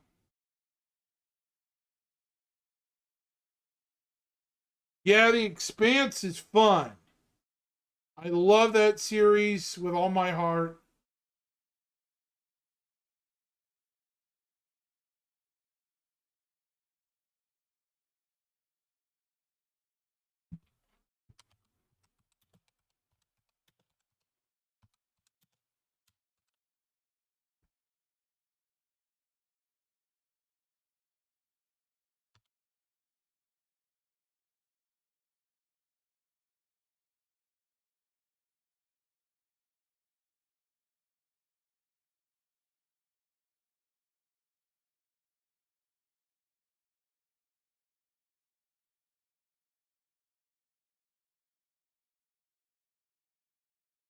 I still think it's unfair what happened to you, my brother. It's not right. What they did was wrong. I am not happy about it. I'm angry. Very angry.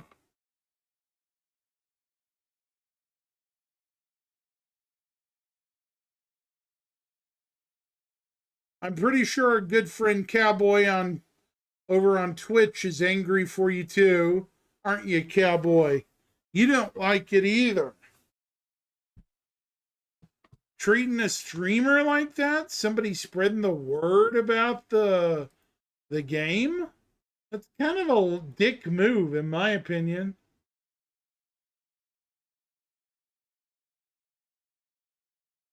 That's the crap that would make me go to the gym and punch a wall.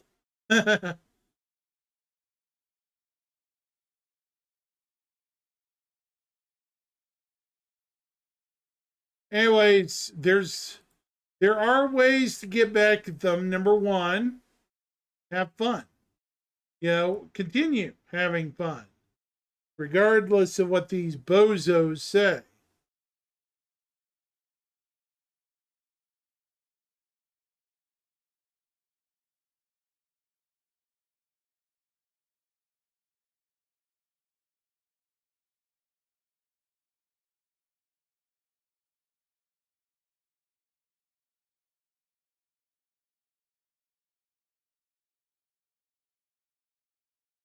Do you have other platforms down, Norian, just so I know? That way I can follow you everywhere. I'd like to give you a helping hand wherever I can, out of curiosity.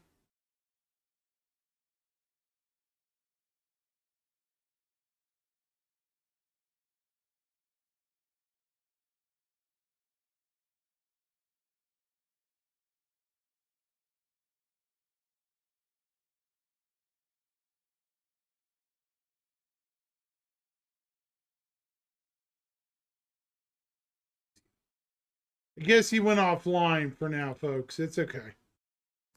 He'll probably be back on at some point. Looks like the rainstorm quit too.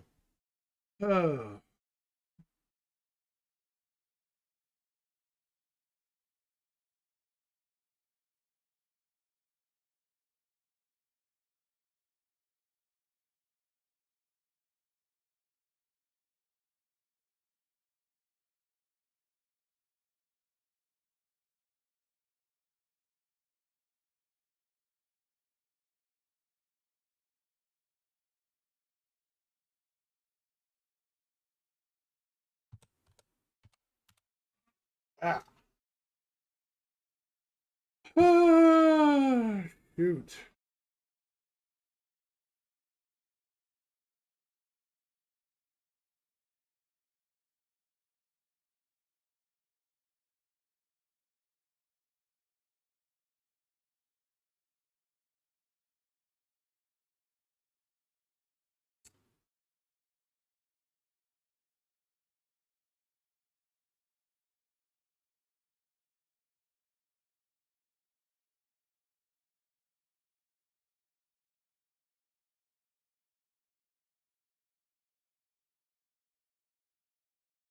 All right. What am I going to do here? What else can I discuss? Anyways, back to the Bar Citizen stuff. There was a lot of stuff talked about. Some pretty juicy stuff too. I might have to look for a summary of it, but it was pretty interesting.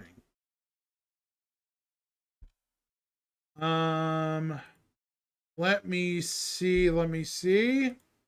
Oh, that's what I'll do. Right.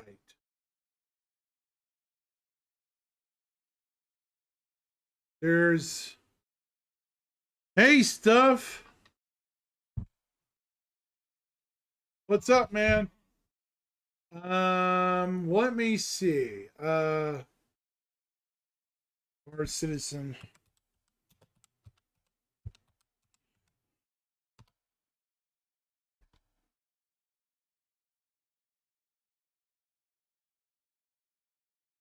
There's a full China interview with Chris Roberts from Bar Citizen. Now, this is recorded.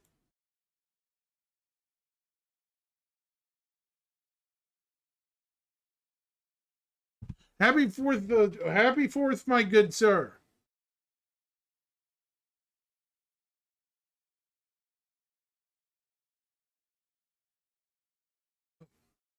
Go follow Greasy Khaleesi on YouTube. This individual is this is a Bar Citizen over in the Orient. So we are going to, there was apparently some interesting things mentioned. I don't know why it's not showing up on my screen. There we go. By Greasy Khaleesi. And here we go. Hopefully there's sound.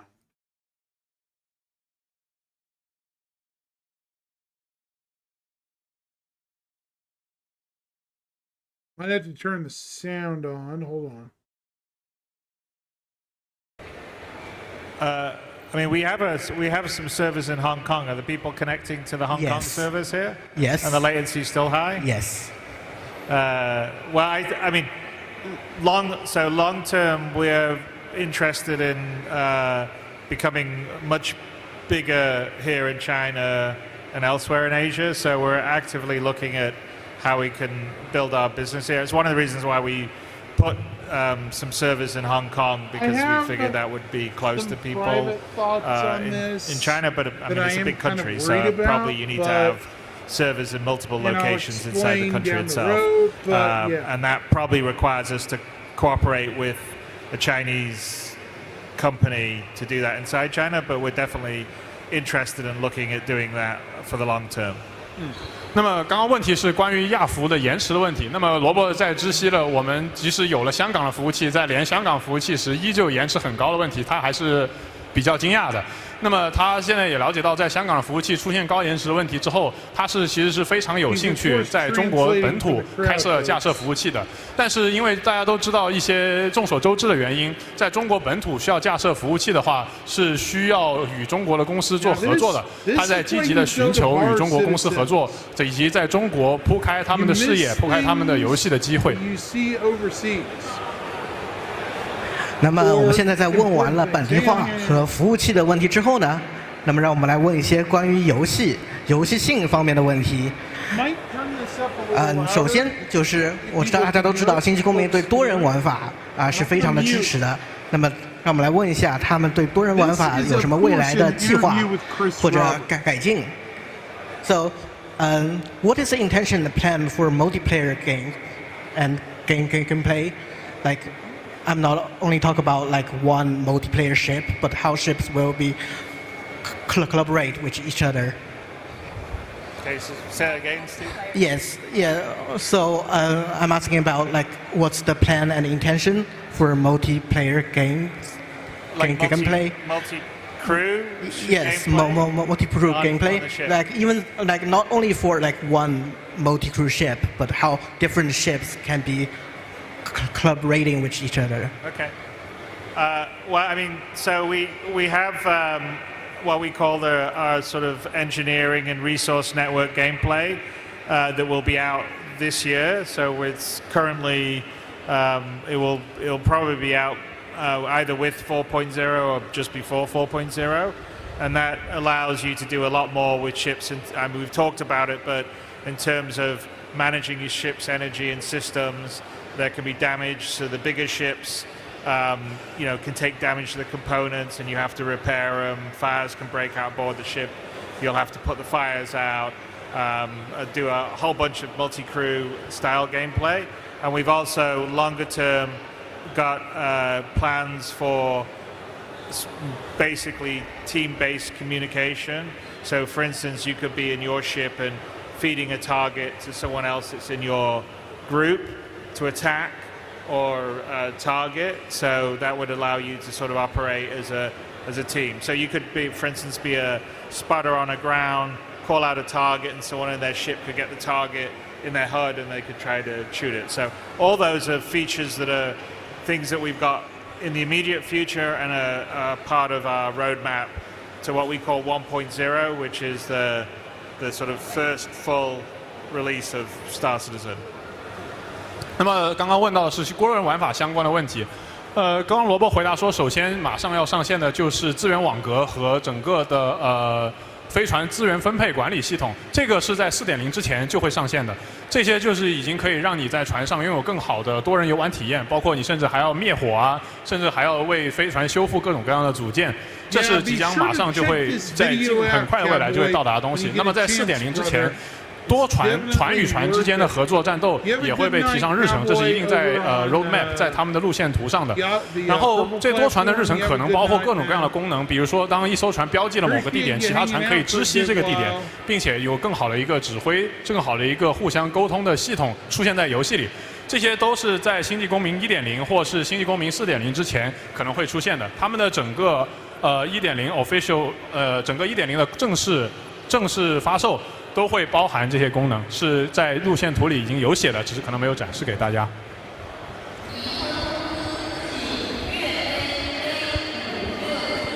Is there broadcast again? There's another car needs to be moved.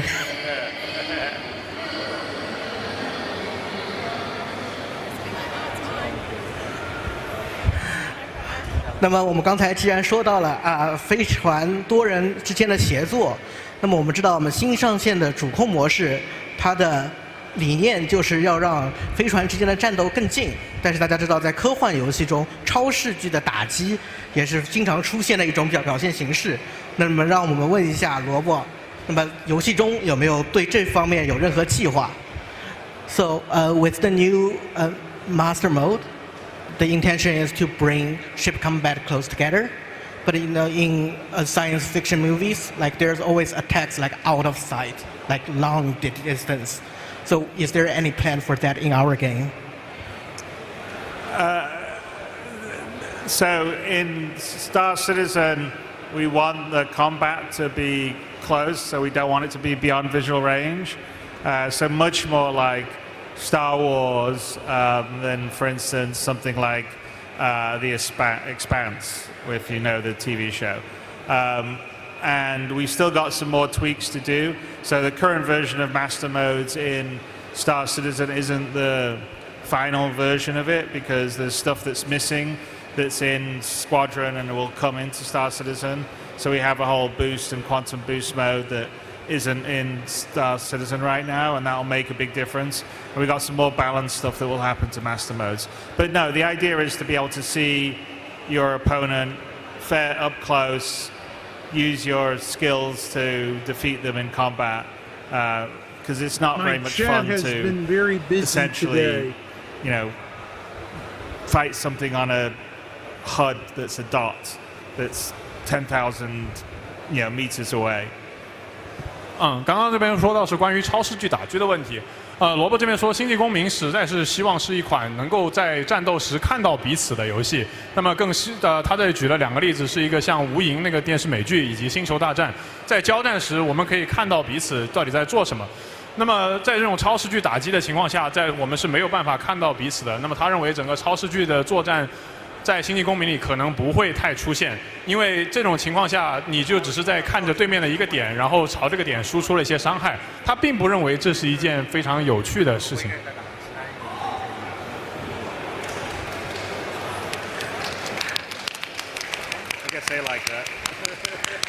好，接下来呢，让我们问一些关于舰船方面的问题。那么 ，John, next question is for you. Like 那么我们知道呢，我们现在游戏已经有好多年了嘛，那有很多船都已经出了很长时间了，那它都没有到达现在。I'm not gonna lie, I love that there's a bilingual translator here. I appreciate this venue being so very open to translation and being good to their guests. I mean, that shows that this community is bridging a lot of boundaries and a lot of divisions, So there may actually be hope for folks, worldwide. So that's why I'm hopeful for people. You know what I mean? In my opinion, it's a good sign, that there's still order, there's still things, We may disagree, but there's still gaming which brings everyone together. And who doesn't love a good video game, right? 舰船的标准，比如说像那些老的弯刀啊，比如说300系列啊，那么让我们问一下张，对于这些船，那么我们有没有计划对他们的内部进行一些更新，以达到我们现在的标准？ So we know there are a lot of old ships in our games now, like the Cutlass Black, like the old 300 series. Like, is there any plan to update those interiors to up to our like current standard? Yes. So ultimately, we want to have every vehicle in the game done to a gold standard, ideally for 1.0. We are looking basically at many factors that decide which ones get done first. That's sort of how much work is needed, how much time we have. Do they still fit the role that they were originally promised for? So things like the Constellation, Cutlass will definitely get update passes to make them more like the newer ships. 那么刚刚说到的是那些老船翻新的问题。那么在这边 John Crew 先生回答的是，所有的船，每一艘船都会在 1.0 的时候，起码他们计划中是这样，在 1.0 的时候得到完全的翻新，也就是达到他们的所谓黄金标准。在黄金标准的期间，他们这边会重新评估这个坐船的顺序。在黄金标准的过程中，他们需要查看这艘船是否还符合现在的定位，以及是否能够达到他们所要的标准，以及在进行这些黄金标准工作中要投入多少精力、时间去达成，然后以排出一个顺序。包括像我们刚刚说到的300i 系列和黑弯刀，这些都是在榜上有列表、有名字的，是一定会做到的。但是在这个过程中，他们还需要有很多的工作要去做。以及在 1.0 发布的时候，是希望能够达到所有的船都达到黄金标准。That also includes things like the Aurora and Mustang as the starters, because they are obviously quite old at this point. So making them improved so they can complete all the base gameplay loops now. 这里他还特别提到了，包括像极光这样的老船，极光这样的老船作为新手船，已经是。Finally, those ancient ships are getting some work on them, chat. Did you catch that? The Mustang and the Aurora? And probably the Avenger Titan, too. Did everyone catch that at home? Are you taking homework? That's a good sign. They are going to go back and fix old ships. So that's good. That's good. Here we go.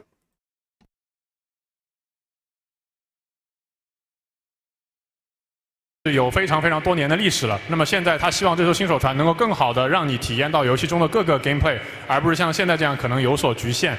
那么刚刚还遗漏了一点是，他还特意强调了，包括像星座系列的整个翻新，在他们眼里是需要大量的工作的，所以可能在排序上会需要重新考虑。好，接下来有一艘大船啊，大家都知道今年计划要出啊北极星。但奇怪的是啊，这2个月我们很少听到关于北极星的消息了啊。那让我们来问一下北极星现在的进度怎么样？当然，最重要的是让我们问一下北极星的主驾驶啊，能不能发射鱼雷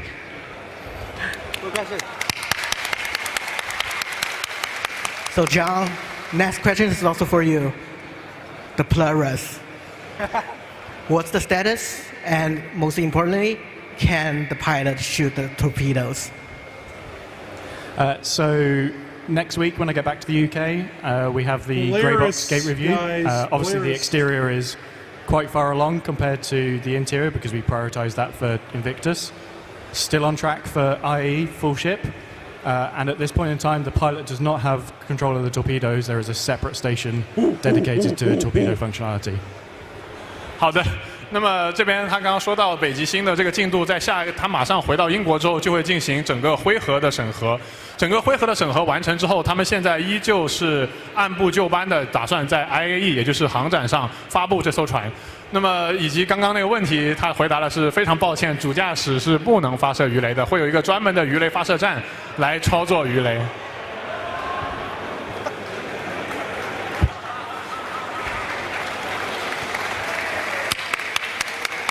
我尽力了啊，我尽力问了。然后呢，另外还有一艘大船，我们这2年都没有听到它的消息了，就是鹦鹉螺啊，鹦鹉螺还有巴商，对吧？那么让我们来问一下，这2艘船现在有什么计划吗 ？Okay, 2 other big ships, John, the Banu Measurement and the Nautilus. Okay, so we gave an update on the Banu Merchantman at CitizenCon last year. That is still the most up-to-date information we have. We've not started work on it again. And the Nautilus is not in production at the moment. And when any ship goes into production, it will go on the community roadmap, which this man wrangles. 刚刚他问到的是关于巴努商人，就是那个巴努商船和鹦鹉螺的这个整个问题。鹦鹉螺的话，现在还没有进入生产阶段。那么，如果这个鹦鹉螺已经进入了生产阶段的话，那位社区总监会以最快的速度告诉大家。那么，关于巴努商船，也就是巴商，这个上一次给大家同步消息是在去年的 CitizenCon， 也就是公民大会上。那么在公民大会上得到什么消息？现在还是那个消息，他们并没有在巴努商人上下更多的功夫，但这是现在的情况。各位。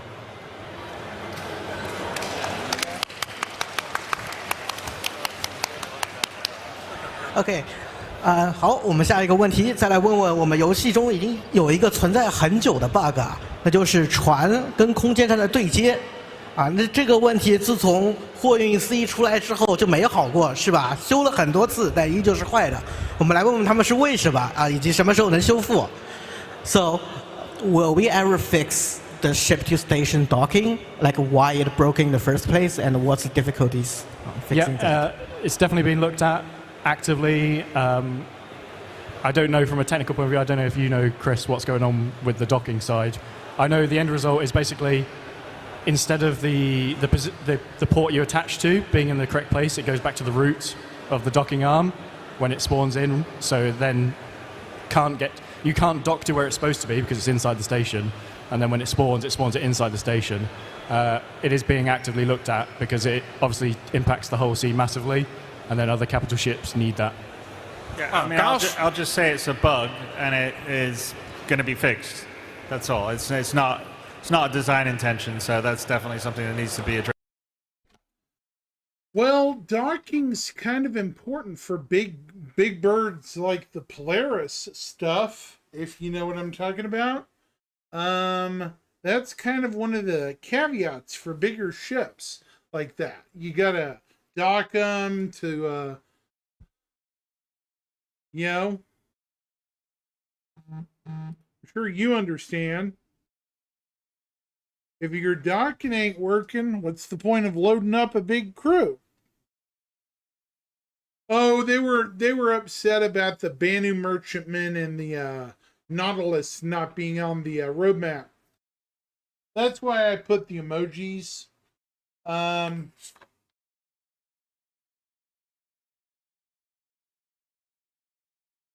But to answer the question about the docking,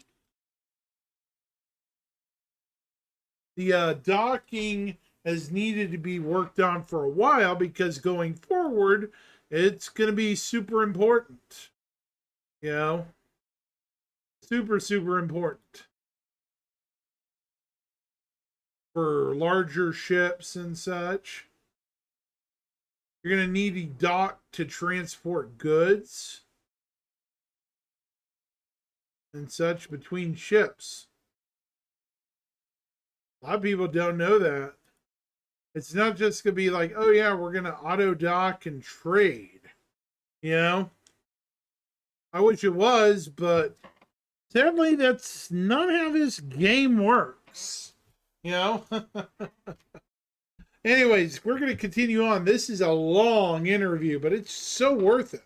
There's a lot of stuff talked about in this. So here we go.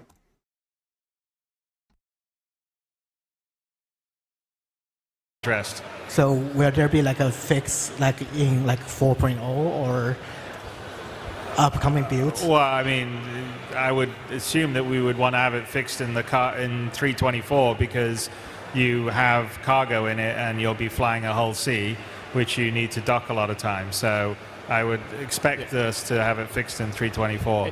It is one of the, if not the highest vehicle bug in the game that's being looked at. 这个刚刚说到是对接的问题，那么基老师说的这个对接从出现开始基本就没有好过。那么刚刚 John 给我们解释了一下这个对接现在出了什么问题，就是你在靠近这个对接口的时候，这个对接总是会缩回 root 点，就是他们放置的初始点，导致你没有办法在正确的位置上对接。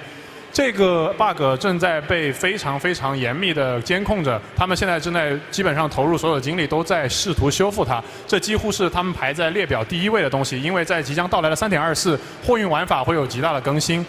那么刚刚罗伯也补充到了，这没错，他也确认了，这就是目前最优先级最高的修复 bug 的最高的 bug。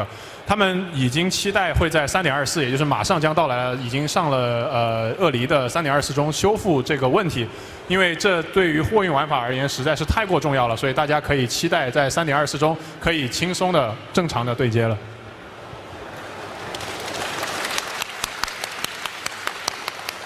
好，下一个问题，基本是所有的游戏或者所有网游都会问到的一个问题，就是我以后能在游戏内钓鱼吗 ？So, will we be able to fishing in game? Eventually, yes. Not in the short term, but yeah. It won't be. It won't. It's not. A great sport, folks, by the way. Who loves fishing? Who loves fishing? I honestly hope we do get fishing. Why? Because fish is food. That means you don't always have to go to the store in the verse to buy food. You know? That means you can kind of sort of live off the land a lot more than that, you know? And I'm okay with that. Very much okay with that. Makes it so much easier to live off the land. And we're going to continue now. In the 1.0 roadmap, but we have discussed having fishing in the game. You will be able to farm, fish, live off the grid, and essentially just like a survival game in the ultimate version of Star Citizen, in some corner of the galaxy, and maybe never meet another person. Ooh, if you wow. want to do that.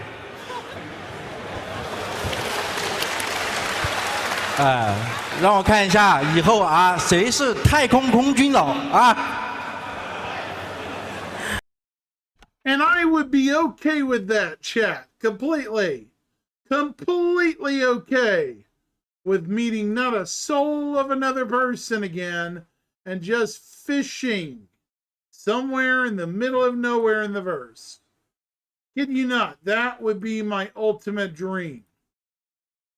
That would be awesome. 那么，既然刚刚说到鱼，说到生物，我们知道我们游戏最近加入了2种动物啊，一只狗，一种鸟。那么，我们再来问问，以后对于这种生态圈、生态环境会有没有更多的计划 ？So recently we add 2 animals into the game, which is the Copian and the Morok.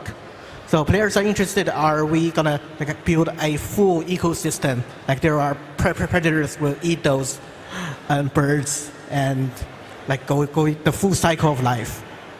Yes, so that is all part of the plan. We have a pretty involved plan. You'll start to see more and more creatures coming to Star Citizen in the immediate future patches. So 4.0 will bring some more, and it will go all the way to 1.0, and there will be a full ecosystem from predators to prey. 那么刚刚问到的是关于生物的问题，就是最近添加了2项生物，就是扣饼犬和我们的嘲笑鸟。那么在罗伯刚刚说到的是，在未来，也就是 4.0 发布的时候，他们的计划在 4.0 就构建完整的生态系统，从掠食者到食草动物，一个完整的生态系统就会出现在他们的宇宙中，这一定是他们计划的一部分。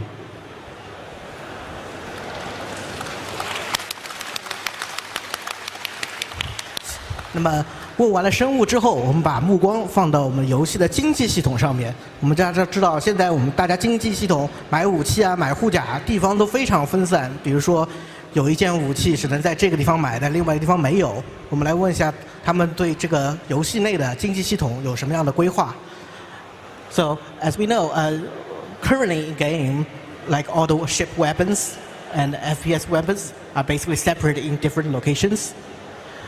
Why is that? Like, what is the intention behind that? And what's the future plan for a very busted, very robust economy system for our game? Well, I mean, one of the concepts of having to go to different places to buy different kinds of weapons is to encourage the player to adventure around in space. So we don't really want you to have, go nowhere and just like you could on Amazon, order it all to your hangar. So you'll be able to get some stuff, but long term in the game, the goal would be to have areas that you would, if you went to, say, a place in Pyro and there was a certain gunsmith and he makes a more effective FPS weapon, you would have to go to that person to buy it from there and make the journey, take the risk to do it. So there's actual a sense of accomplishment to get the weapon. And that is an overall principle in Star Citizen, is we want you to physically go places, interact with people and things to get things, and not just have it all be something that would happen on a UI screen. So it's a core tenet of the design. And as we're going forward with Star Citizen, we're looking at areas to do that more, like the most special legendary weapons that you can get will actually require a lot of work to get there, to get the reputation before you can talk to the person that will sell it to you. 刚刚问到是为什么武器要去这么多地方买，然后整个经济系统的循环是怎么样的？那么萝卜这边解释说，现在之所以要把武器安排到各个空间站或者各个地点去购买，主要的目的还是希望大家能够在宇宙中多多探索、多多移动，这是星际公民在设计时的主要目的。那么之后，现在由于有些内容还没有到，之后可能会做出在某些地方、某一些空间站、某个地点会有非常非常牛逼的枪匠，他们制作的枪可能会有更好的控制，会有特殊的功能，你需要突破重重阻碍才能找到这个枪匠，为你自己添置好一套神装。那么这套系统会在将来在他们的这个路线图中达到。这样的话，你在获得这些武器、获得这些你自己花了功夫去拿到的东西的时候，也会获得更好的成就感。在之后，他们可能会再把这个东西与整个声望系统连接起来。你可能需要通过联系其他人，通过中间人获得足够的声望，获得足够的好感，才能够解锁这位枪匠，你才能够跟他聊上天儿，才能够跑到他那里去获得你的神装，去拿到更好的 FPS 武器。这些都是在之后星际公民里可能会发生的事情，以及这些都是在计划上的。And I'll add one thing to it, and that is also an opportunity for players to be able to do things. So in the game, if you're willing to go and collect or buy the weapons, then you would have an opportunity as a player to set up your own shop and sell weapons to other players. So that would be an opportunity for people to sort of put the work in to have the advantage to sell to other players in the game too. 是的，你不仅仅可以作为一个购买方，当你在游戏中收集到足够多神兵利器、好的武器或者是装甲之后， Did you catch that, Del Norian, though? They mentioned gunsmithing, bro. They mentioned gunsmithing. I'm good with that in Star Citizen. Give me that, man. I would spend hours just making the perfect firearm in Star Citizen. My sidearm and my long gun. Give me that, bro. You know, weaponsmithing, excuse me, that's the correct term. Weaponsmithing, right? That's right. Give me that. Yeah, they mentioned that. Yeah, I caught that as well. They mentioned an NPCB gunsmith. They had to get rep to buy it from them. Well, they mentioned you'd be able to make and sell guns just now, Del Norian. I don't know what all that's alluding to. Maybe there's skills you can learn from the gunsmith. Maybe. We'll have to wait and see. You know what I mean? One of those things where I'm like, Okay, I want to see more on this, before I pass judgment. I definitely want to see more on it. Obviously.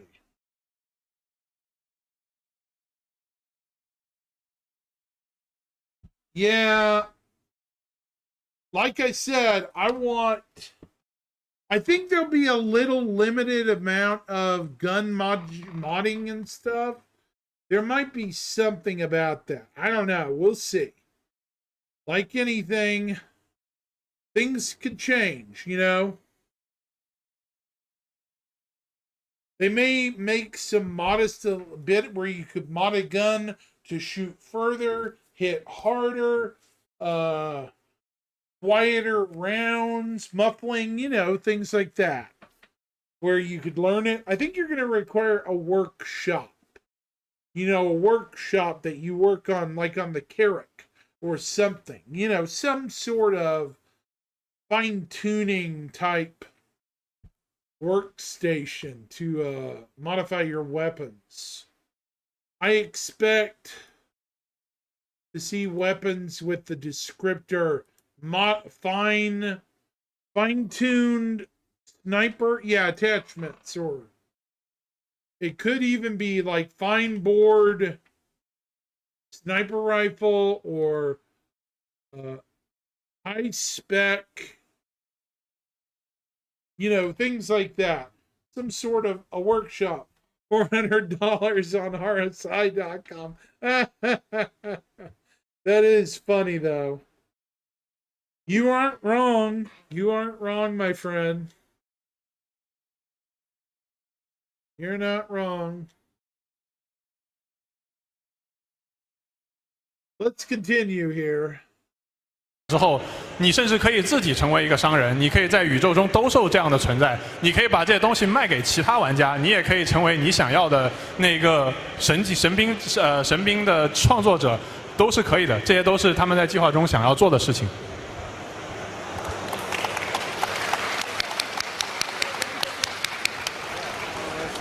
那么说到玩家需要在宇宙中不停的航行。那么我们知道，我们以前是可以多人在同一艘船上登出的，但最近2个版本这个功能被限制住了。那我们来问一下他们，对于这个功能有没有就是想法让这个功能回归，或者说有什么新的功能来取代以前这个多人在同一艘船上登出的功能。So we used to be able to multiple players be able to log out on a single ship, but we are not be able to do it now. Like in the current build, is there any plan to bring that function back? Or is there any new features will replace this function? Well, I'll say that in terms of the bed logging, that the current implementation isn't the final implementation. So that is a aspect of development and us doing 1.0 to have it much more robust. So in terms of you being able to log out on a ship with other people, yes, that's all stuff that we will ultimately support again. We're just sort of refactoring the system. I can't remember where on the schedule. It is on our schedule to finish off the whole log in, log out stuff. I'm not sure if it's this year or early next year, but we specifically had discussions about exactly those aspects. So we acknowledge the current implementation is sort of not fully rounded and it's actually lost some functionality, but it's all going to come back and you'll have options within the tenant of how it would work rationally for you and other players on the same ship logging out. 那么刚刚问到的是在同一艘船登入登出的问题，在同一艘船上登入登出的这个功能确实现在已经下线了，那是由于在游戏开发中遇到了一些阻碍。那么罗伯已经深入的认识到了这个问题，因为他知道这个功能对于大家而言也是很重要的，而且现有的功能不足以支持大家的玩法。那么在他的计划是在 1.0 的时候是肯定会将这个功能重新上线，可以让大家重新一起在一艘船里登入登出，而且他已经在整个的这个时间表上看到了这个功能的修复。但他已经不太记得是在今年还是在明年的早些时候会把这个功能重新提上日程。但是这个东西他是注意到，已经是知道，也在努力的去把这个功能重新完善好了。I would just add a little bit to that in that obviously ships with beds are the only real way to log out at the moment. And when the system changes in the future, they will still retain some benefits for logging out in a bed versus perhaps doing it elsewhere. 就是之后在船上的登入登出还会有其他的功能，也许在船上登入登出会给你带来一些 buff， 或者是带来一些其他的好处。之后他们在这个船上在船上的这个床这件事上还会下更大的功夫，让大家能更深切的感受到自己归属于这艘船，这艘船给你带来的好处。好，那下一个问题，让我们说回到舰船设计方面的问题。那么大家都喜欢大船，是吧？但是大船的空间啊，一般都是蛮浪费的。比如说890上面有很多空余的空间。那么让我们来问一下，在未来对于舰船的设计，特别是这些大船的设计，在空间使用上会不会有任何改进 ？So for big ships like capital level ships, there are always like tons of wasted like interior spaces. So will there be any improvement in the future for those like big ships? Yeah, obviously the only real capital shipping game at the moment is the 890 Jump, and sort of yes, the 890 it's very empty as that's its sort of art style, luxurious open spaces. But on other capital ships, as we talked about with Resource Network and engineering gameplay, you're going to have reasons to be traversing the ships, and a lot of those spaces are going to be taken up with components and relays that you're going to have to be interacting with in combat, doing repairs, sort of managing your cargo, managing your ammo. So whilst at the moment those spaces may seem empty, they will have purpose in the future. 那么刚刚说到是大船的空间浪费以及整个船比较空的这个问题。刚刚 John Crew 回答的是，随着工程玩法和资源管理玩法的上线，他们现在这艘船在不远的将来就会让你有足够的理由在船之中穿梭，走到各个部件那儿，走到各个位置上。现在这艘船之后在这些玩法上线了之后，就不会再显得那么空洞。然后他也意识到，在这些玩法没有上线之前，这些船是空洞的。他会根据你刚刚说的2个工程和资源管理玩法，去对这些船有一定程度的修缮。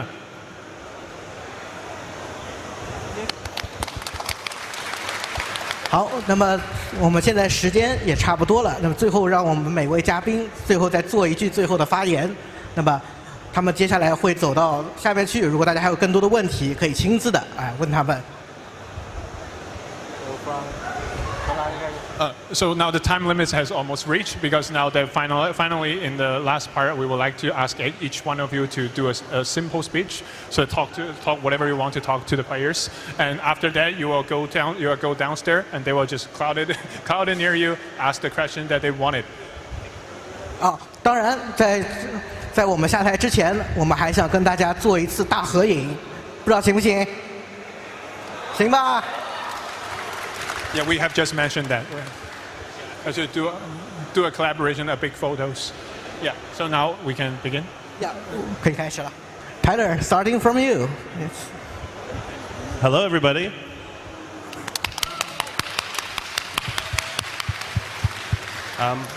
I just want to say that it's my second time here, and both times have been incredible. The community here is amazing, and we're taking a lot of steps right now to just invest to be able to support you all better.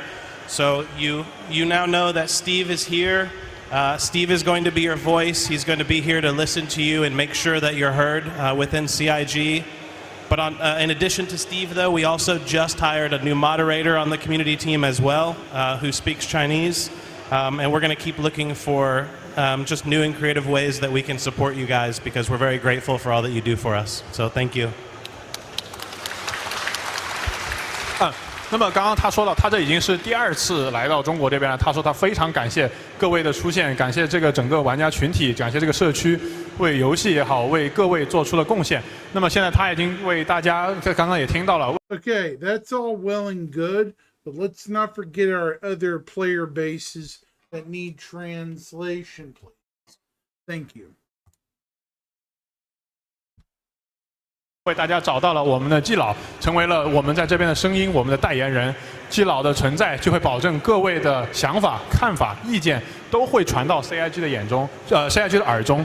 然后这个之后，他还雇佣了另外一位调解员，是在可以同样做着与居老相是论坛的管理员同样是论坛的管理员，会做着与居老类似的工作。所以大家如果有什么反馈，有什么各种各样的意见或建议，都可以敞开的向我们的调解员去提，他们会保证我们声音被社区领袖听到。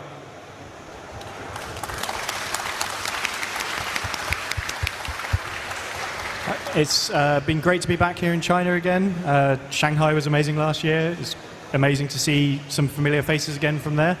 I always try and answer the questions that people ask me. So if you want to ask me a question, you see me out and about in there, feel free to grab me. If you're Chinese or if your English is not great, then look for the people with the red lanyards. This is obviously yellow. And just grab them, come ask me a question, I'll do my best to answer it. 刚刚那个 John Crew 说非常开心又能来一次中国，他说上次在上海的体验就已经非常好了，那么这次又回到这里，他待会儿马上就会下到台下与大家亲密接触，有什么问题都可以直接找他。然后如果你的英语不好的话，就去寻找这些带着红色牌子以及挂着这臂章的人，这些就是翻译，他们会为你翻译你的问题来去问他。然后希望你们多多问他问题，他会非常热情的回答你们所有疑问和意见。好。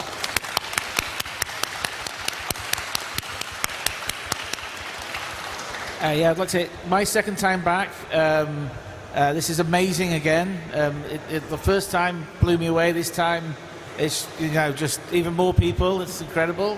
I just want to say I really enjoy my job, and I can't do this job without you all. You all support what I do and allow me to do my job. So thank you so much for all the support that everyone in the community gives. And that's, really heartfelt. Thank you.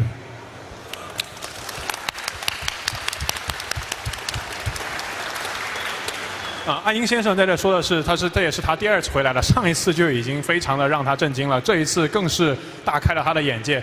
他说他非常的热爱自己的工作，而他热爱这份工作的前提是有各位在座的各位一起参与到他的工作来。他这份工作是没有办法完成的，如果没有各位的加入、各位的帮助的话。谢谢各位的支持，谢谢各位的一切的努力，都让他在这儿感到非常非常的开心，非常非常的暖心。谢谢各位。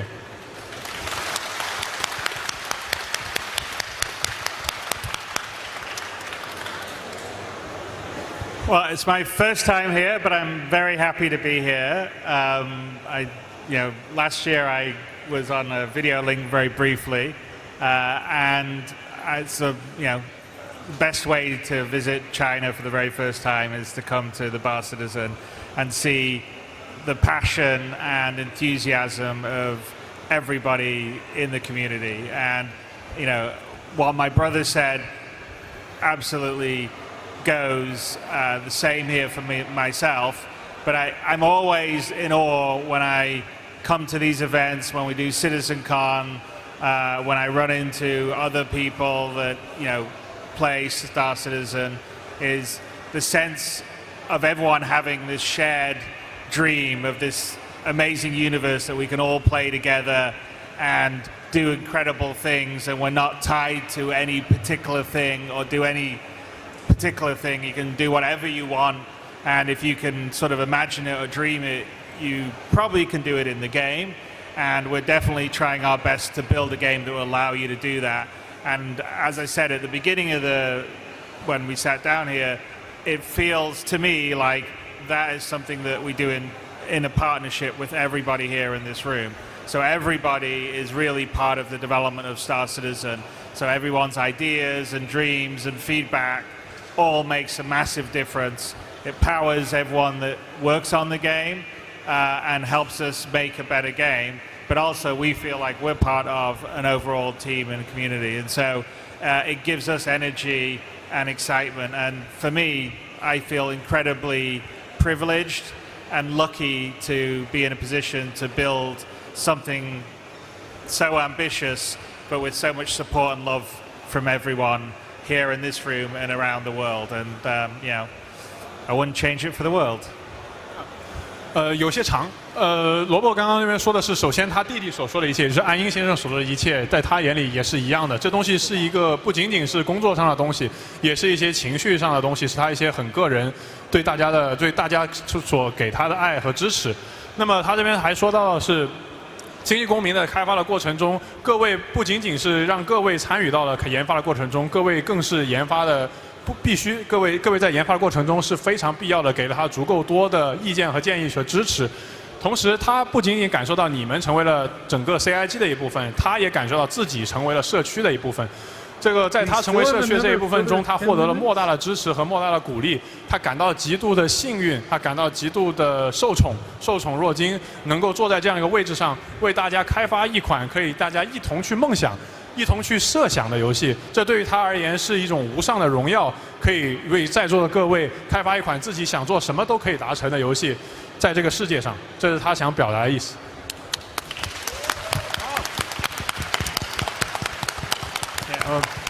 Thank you all. That's all I would say. 感谢你们所有人。There you go.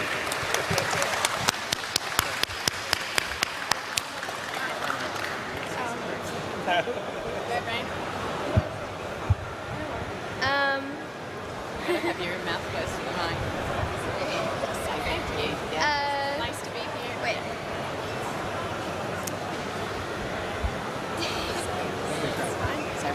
很高兴见到大家。谢谢。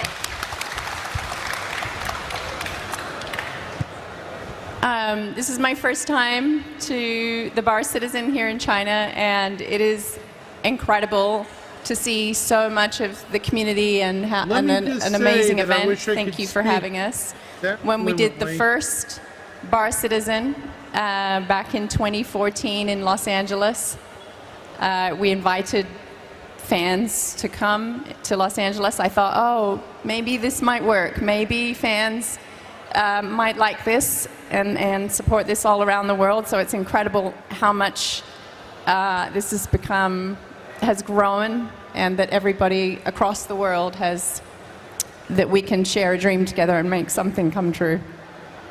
那么，罗伯夫人就是 Sandy Roberts， 她这次是第一次来到中国。她在2014年首次举办Bar Citizen， 也就是酒吧公民时，在洛杉矶举办酒吧公民时，她想的只是也许我们的玩家会喜欢这样的形式，也许可以给他们一个机会聚在一起，然后可能整个世界的人也会喜欢这样的形式。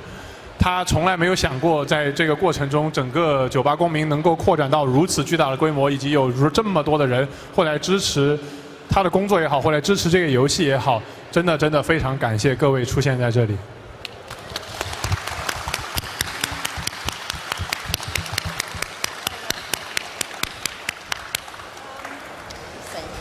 It's incredibly amazing to meet you all and be here with you today, especially for this being my first time in China. You guys have truly made it a magical experience, and I love seeing how far the game has come, how amazing my family is and everybody else who created it and the community who's helped develop it. So thank you, and I can't speak Chinese as well as my sister, but if I could, I would. 谢谢大家。大家。是的，这作为他的第一次来到中国，他说以 Bar Citizen 的形式见到各位，简直是不能更好的方式了。这个他很难想象，这是他的第一次中国之旅，这对于他而言是无与伦比的。如果他会说中文的话，他一定会说以中文来跟大家交流。但可惜他没有办法像他的妹妹一样，更好如此流利的用中文与大家交流。谢谢各位，谢谢各位，这对于他而言是一场无与伦比的旅行。他非常感谢大家的出现和主办方。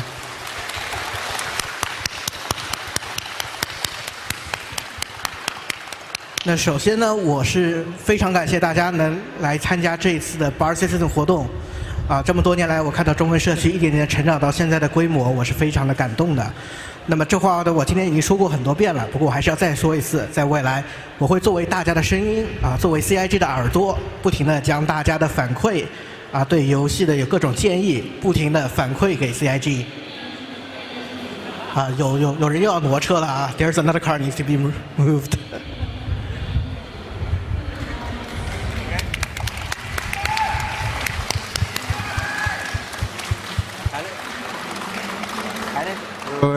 还能说什么呢？基你太美，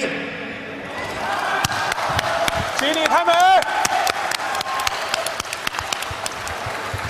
What Mr. Steve says is that he can say it more times that he could ever have.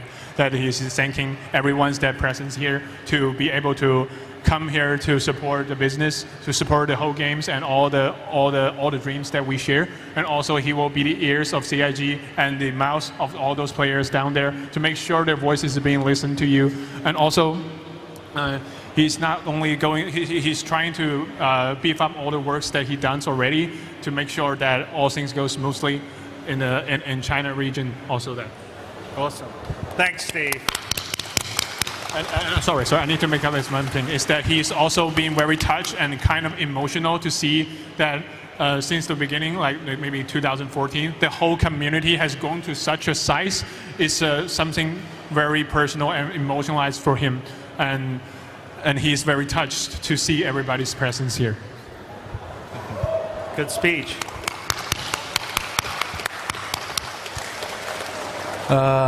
很荣幸，真的能够邀请到所有的客人来到我们 BC。我也其实经常在想，为什么要做这件事情，花费很多的精力，然后呢，其实作为说实话很不专业。来组织这么大的活动，然后呢，确实它也存在着很多的漏洞，很多的意外啊，因为我们的这个不专业性。但是我一直还在寻求去做这件事的意义。但是我觉得，从重庆、上海到深圳，我们每一步所一起取得的成就。它才是我所最看重的。从我们自己是吧，自己玩，到请到了 CIG 啊，来到上海，到今天我们请到了重磅的嘉宾萝卜啊和 Sandy 来到了深圳跟大家见面啊。这是就是不是我一个人能够做到的，而是我们所有人一起他才做到的。没有任何一个人他可以代表这个星际公民中文社区，啊，是我们所有人在这里的和不在这里的，我们大家所有人，他才能够代表星际公民中文社区。所以我希望未来这个社区，它仍然大家可能会这么多年了，可能会你的热情可能会改变，但是我希望大家的初衷不要改变，未来能够让这个社区发展的更好。同样的 ，CIG 也会表达出，我觉得 CIG 在从去年到现在，也越来越多的表达的对我们这个社区的关注，更多的我觉得是一种尊重啊，这种尊重所带来的回报，它不是任何所谓的营销，不是任何所谓的行动或者说言语上的，我们更多的看到是一种态度。我觉得我们中国人其实最在乎的就是这个态度，对，所以希望我们能够继续爱好着这个事情。同样的，我今天最有感触的就是听到萝卜说，这个每天下班工作后能玩3-4个小时的42中队，我也想下班之后玩3-4个小时的42中队，你们想不想？所以。等这一天快来的时候，我希望 Taylor 能够立马告诉我们他快来了，而基佬能够马上把这个消息翻译成中文，让我们所有人知道，这已经形成了我们的一种在这个社区里面一种生活方式。所以我希望以后他能够继续的保持下去。谢谢大家。It's a bit long, so I'll try to get it brief. So In here, the Mr. A has said that it's been a long time since the first time in Chongqing and then Shanghai and nowadays in Shenzhen. We have overcome a lot of obstacles to do that, and he's been also actively seeking the reason, the meaning of doing that. And after that, after this day, and he found that all the people present in here is actually creating the meaning that he needed, because the community, all the things that support here is not just simply for what they're loving, because it's a mutual process that we grow together. Because since the first place we just play around with ourselves, and nowadays after 2 years we invited you to come here. So this is a long progress that we've done. We have been evolving a lot. The community has been evolving too. The community is being changed a lot. A lot of people have come in. A lot of people that stays here for a long time and putting the efforts to it, like the translator team, the localization teams that we have in the communities.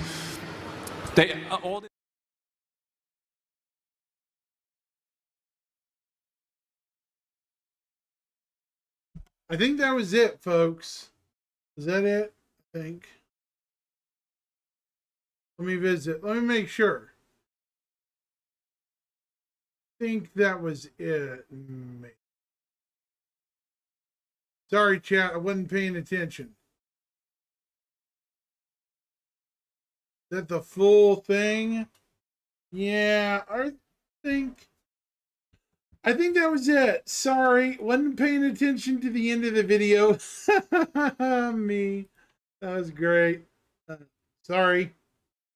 That was my mistake, chat. Yeah. What did you guys think about that? That was interesting. It sounded like a bunch of excited fans in the Asian territories. I'm a little hesitant, when you involve the Orient a bit, because you know how some stuff is over there, but that's not my place to discuss.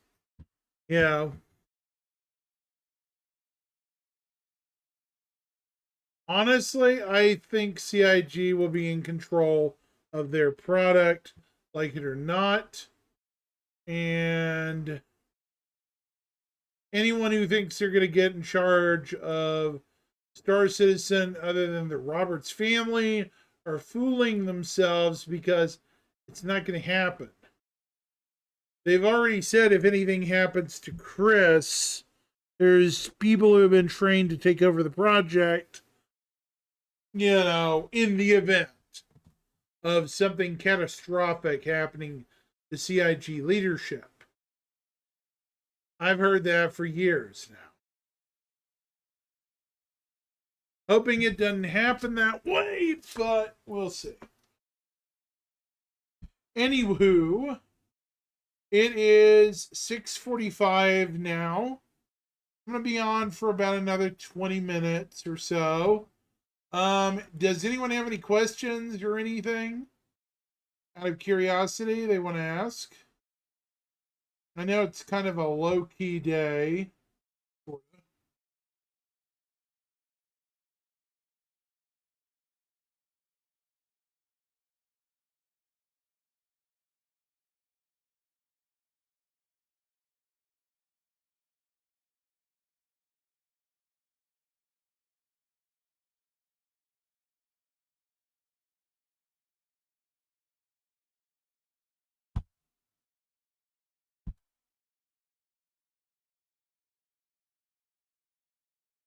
Is this me?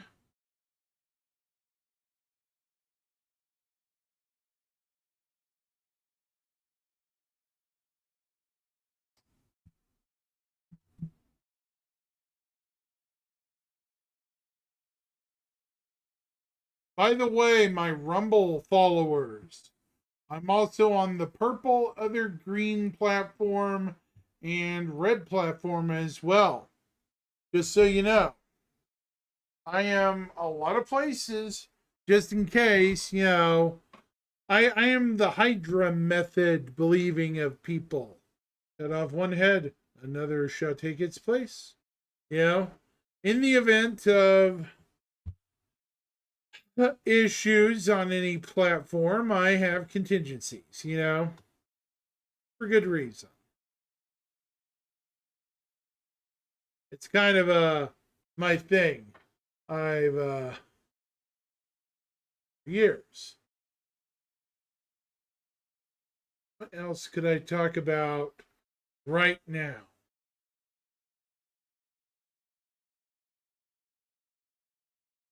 What could I talk about?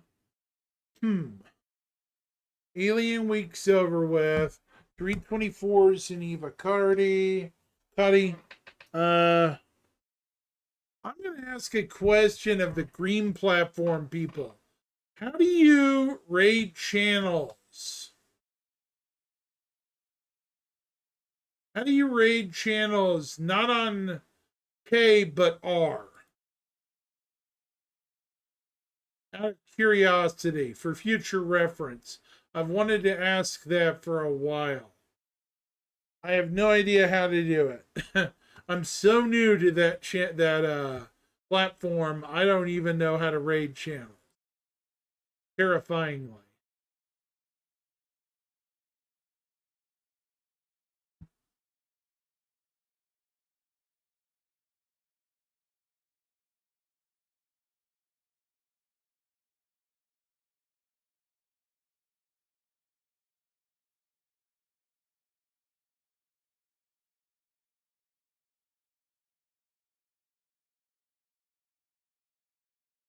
I don't think anyone's.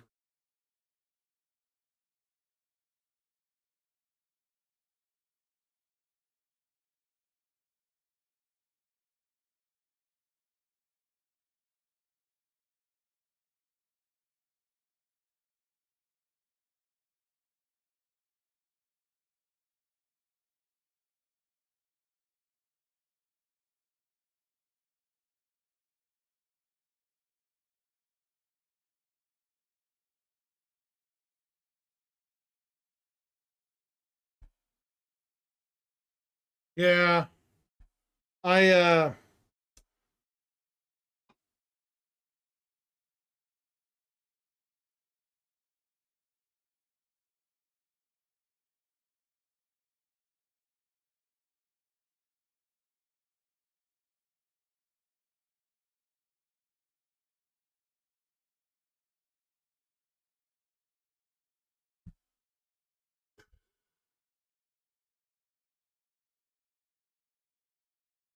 Well, okay, I got about an hour, about 20 minutes before I want to get off.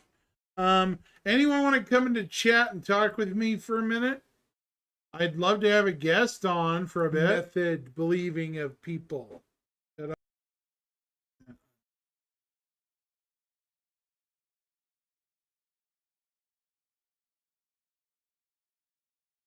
don't know why my chat was echoing.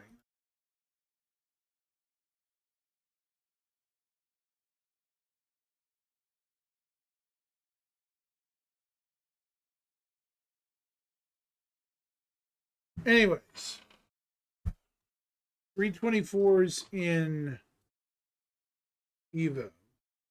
I don't even think there's a download for it yet. Is there?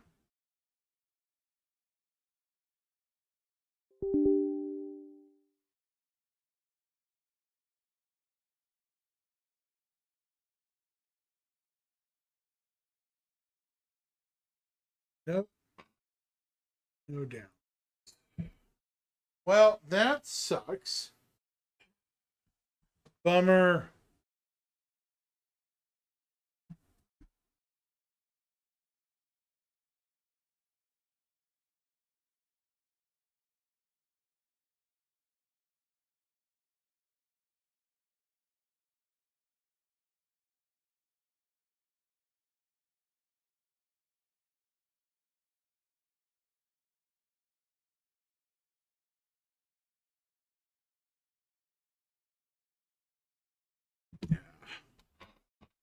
Yeah, exit app.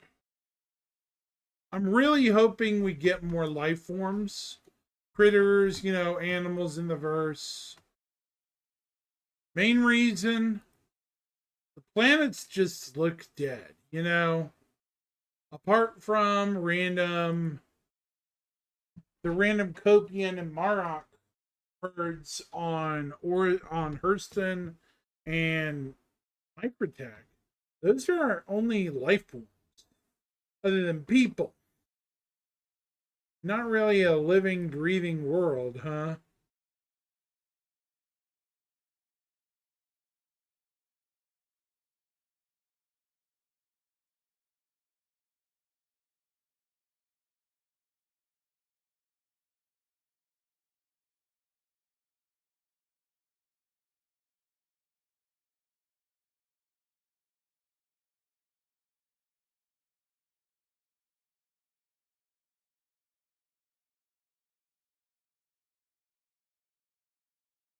Where'd it go?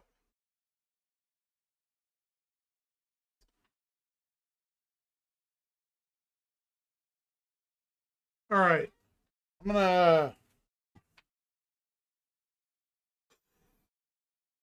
The Bar Citizen stuff was some of the most exciting stuff, I think, that I talked about today, period. Even though some of it's pretty long stretch away. Oh, that's what I was going to talk about before I forget. Before I forget. And honestly, I should mention this. Hold on, I'm going to have to mute.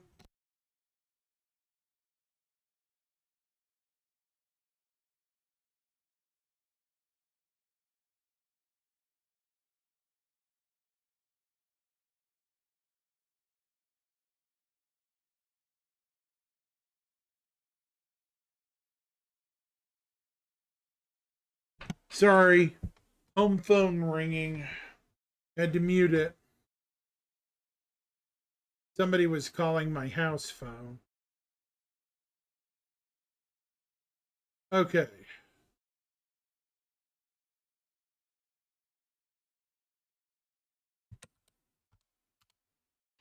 Oh. All right, what am I looking for? Really quick. It's something. I forgot what I was looking for almost immediately.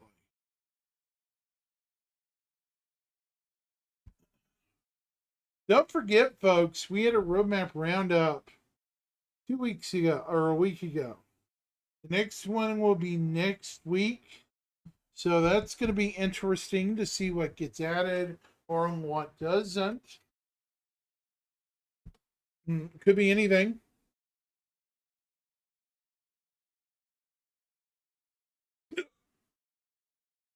Now I remember what I was going to talk about. Over on Rectum, the premier farting citizen website,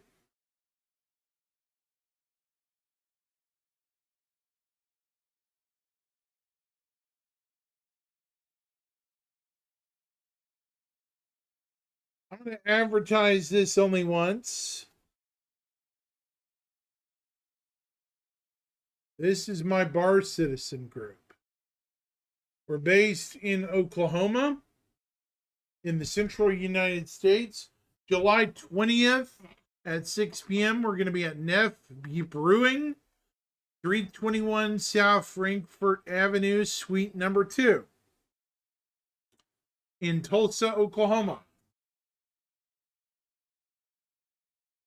We've got a few swag items left to hand out as well, so make your idea down. Not the new cube thing, unfortunately. We didn't get given it. We would appreciate if some people would show up. My, like I was saying earlier, unfortunately, my reunion got canceled.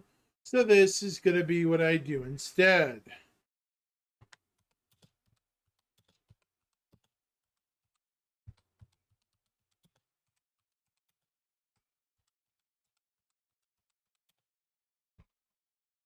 So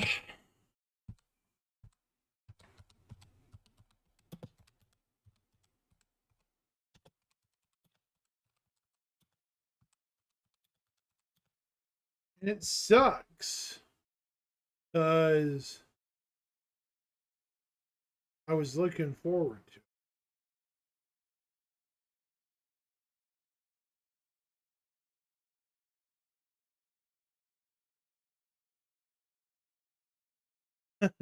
may sound sentimental, but it's just funny.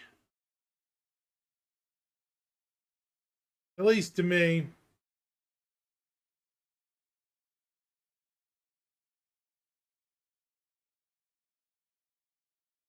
But yeah, you can visit our Bar Citizen.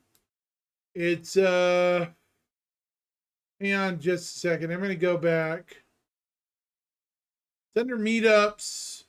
Look up Neef Tulsa Bar Citizen.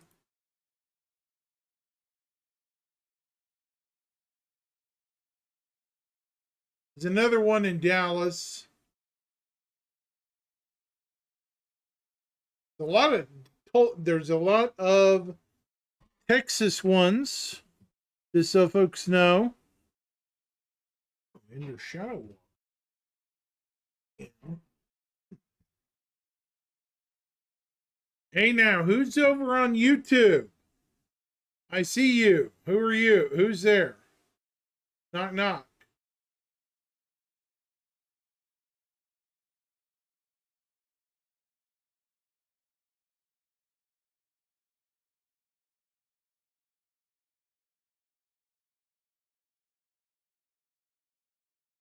Just covering stuff before I go to fireworks for tonight. Unfortunately, it's been one of them slow days.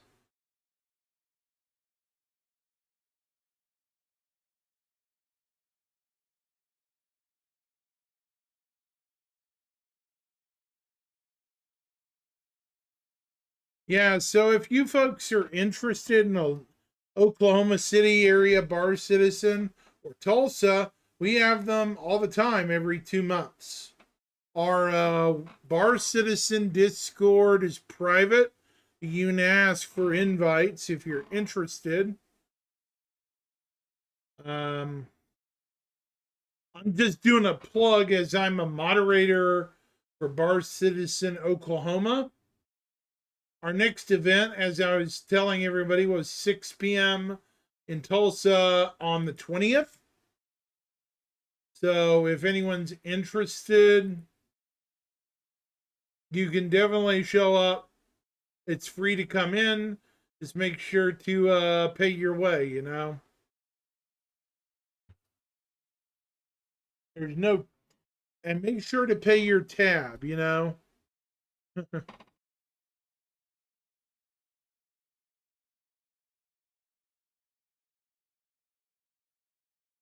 going to double check.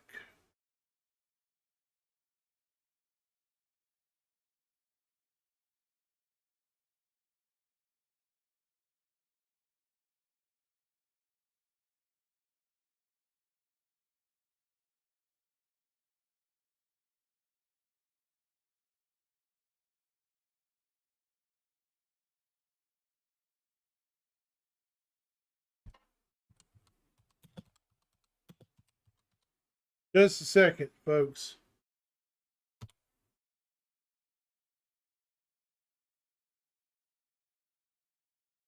Yeah, it's been interesting the last few weeks. That's for sure.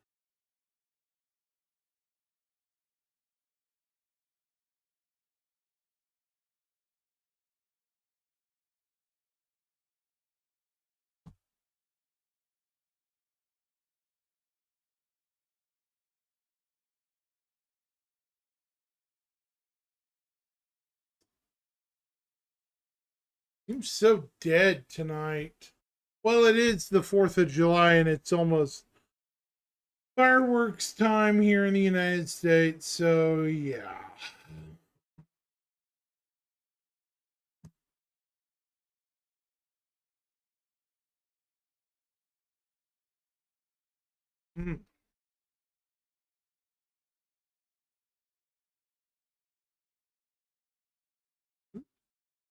What?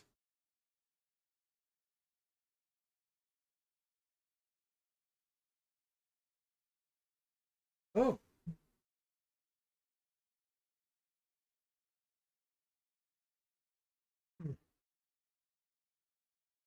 So yeah, if anybody's interested in the Bar Citizen Oklahoma, I'd be glad to shoot you a line.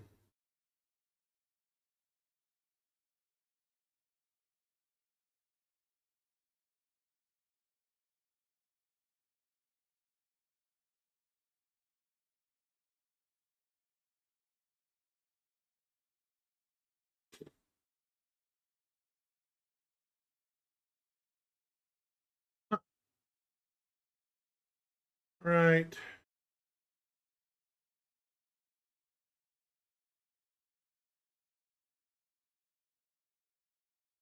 Yeah, probably gonna have to.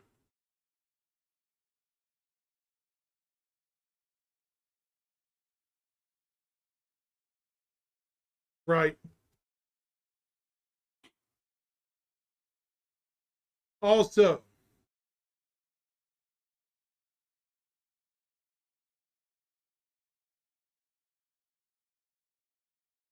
I want to wish everybody a happy Independence Day in America. I think there's a couple of other holidays that are on this day. I'm not trying to be rude. I just can't think of them all at the moment. No harm is meant. But yeah.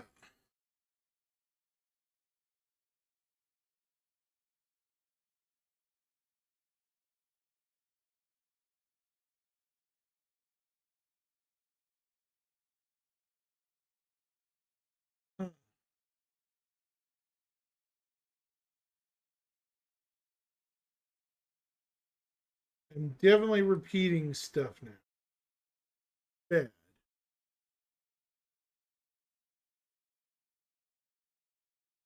Can someone over on K or R tell me how to braid?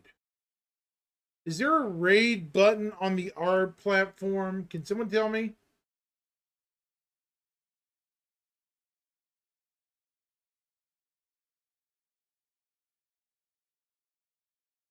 How do you do that?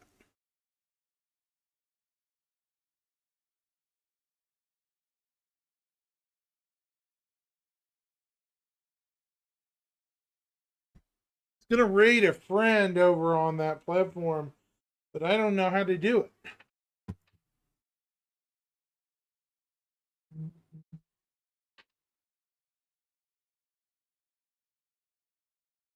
Anywho, I'm just gonna let it slide for tonight.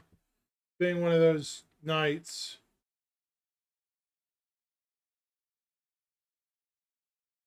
Here in about a minute and a half.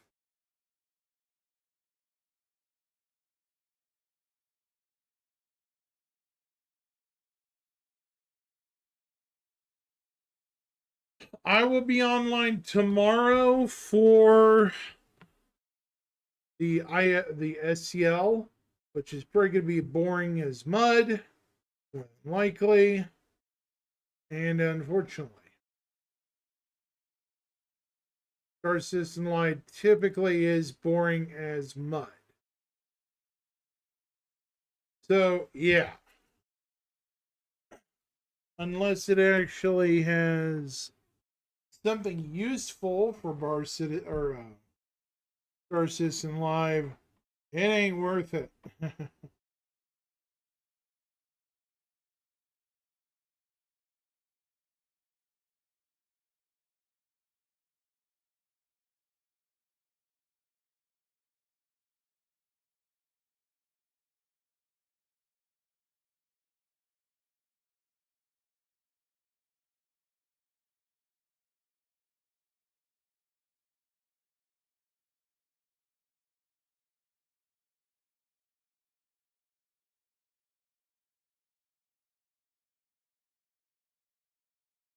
All right, I got I'm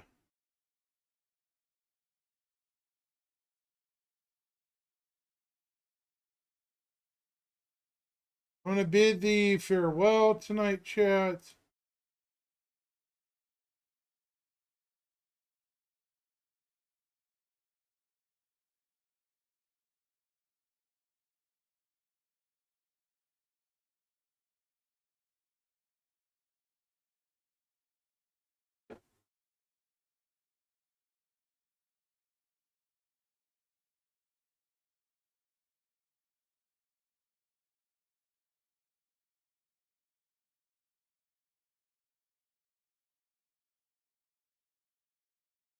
Hold on.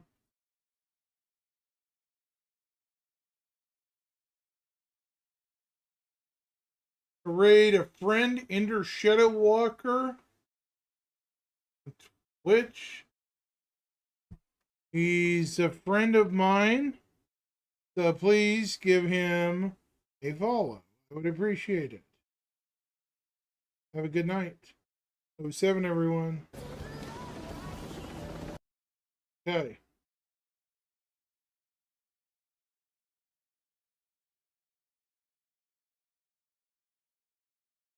Later, guys. 07.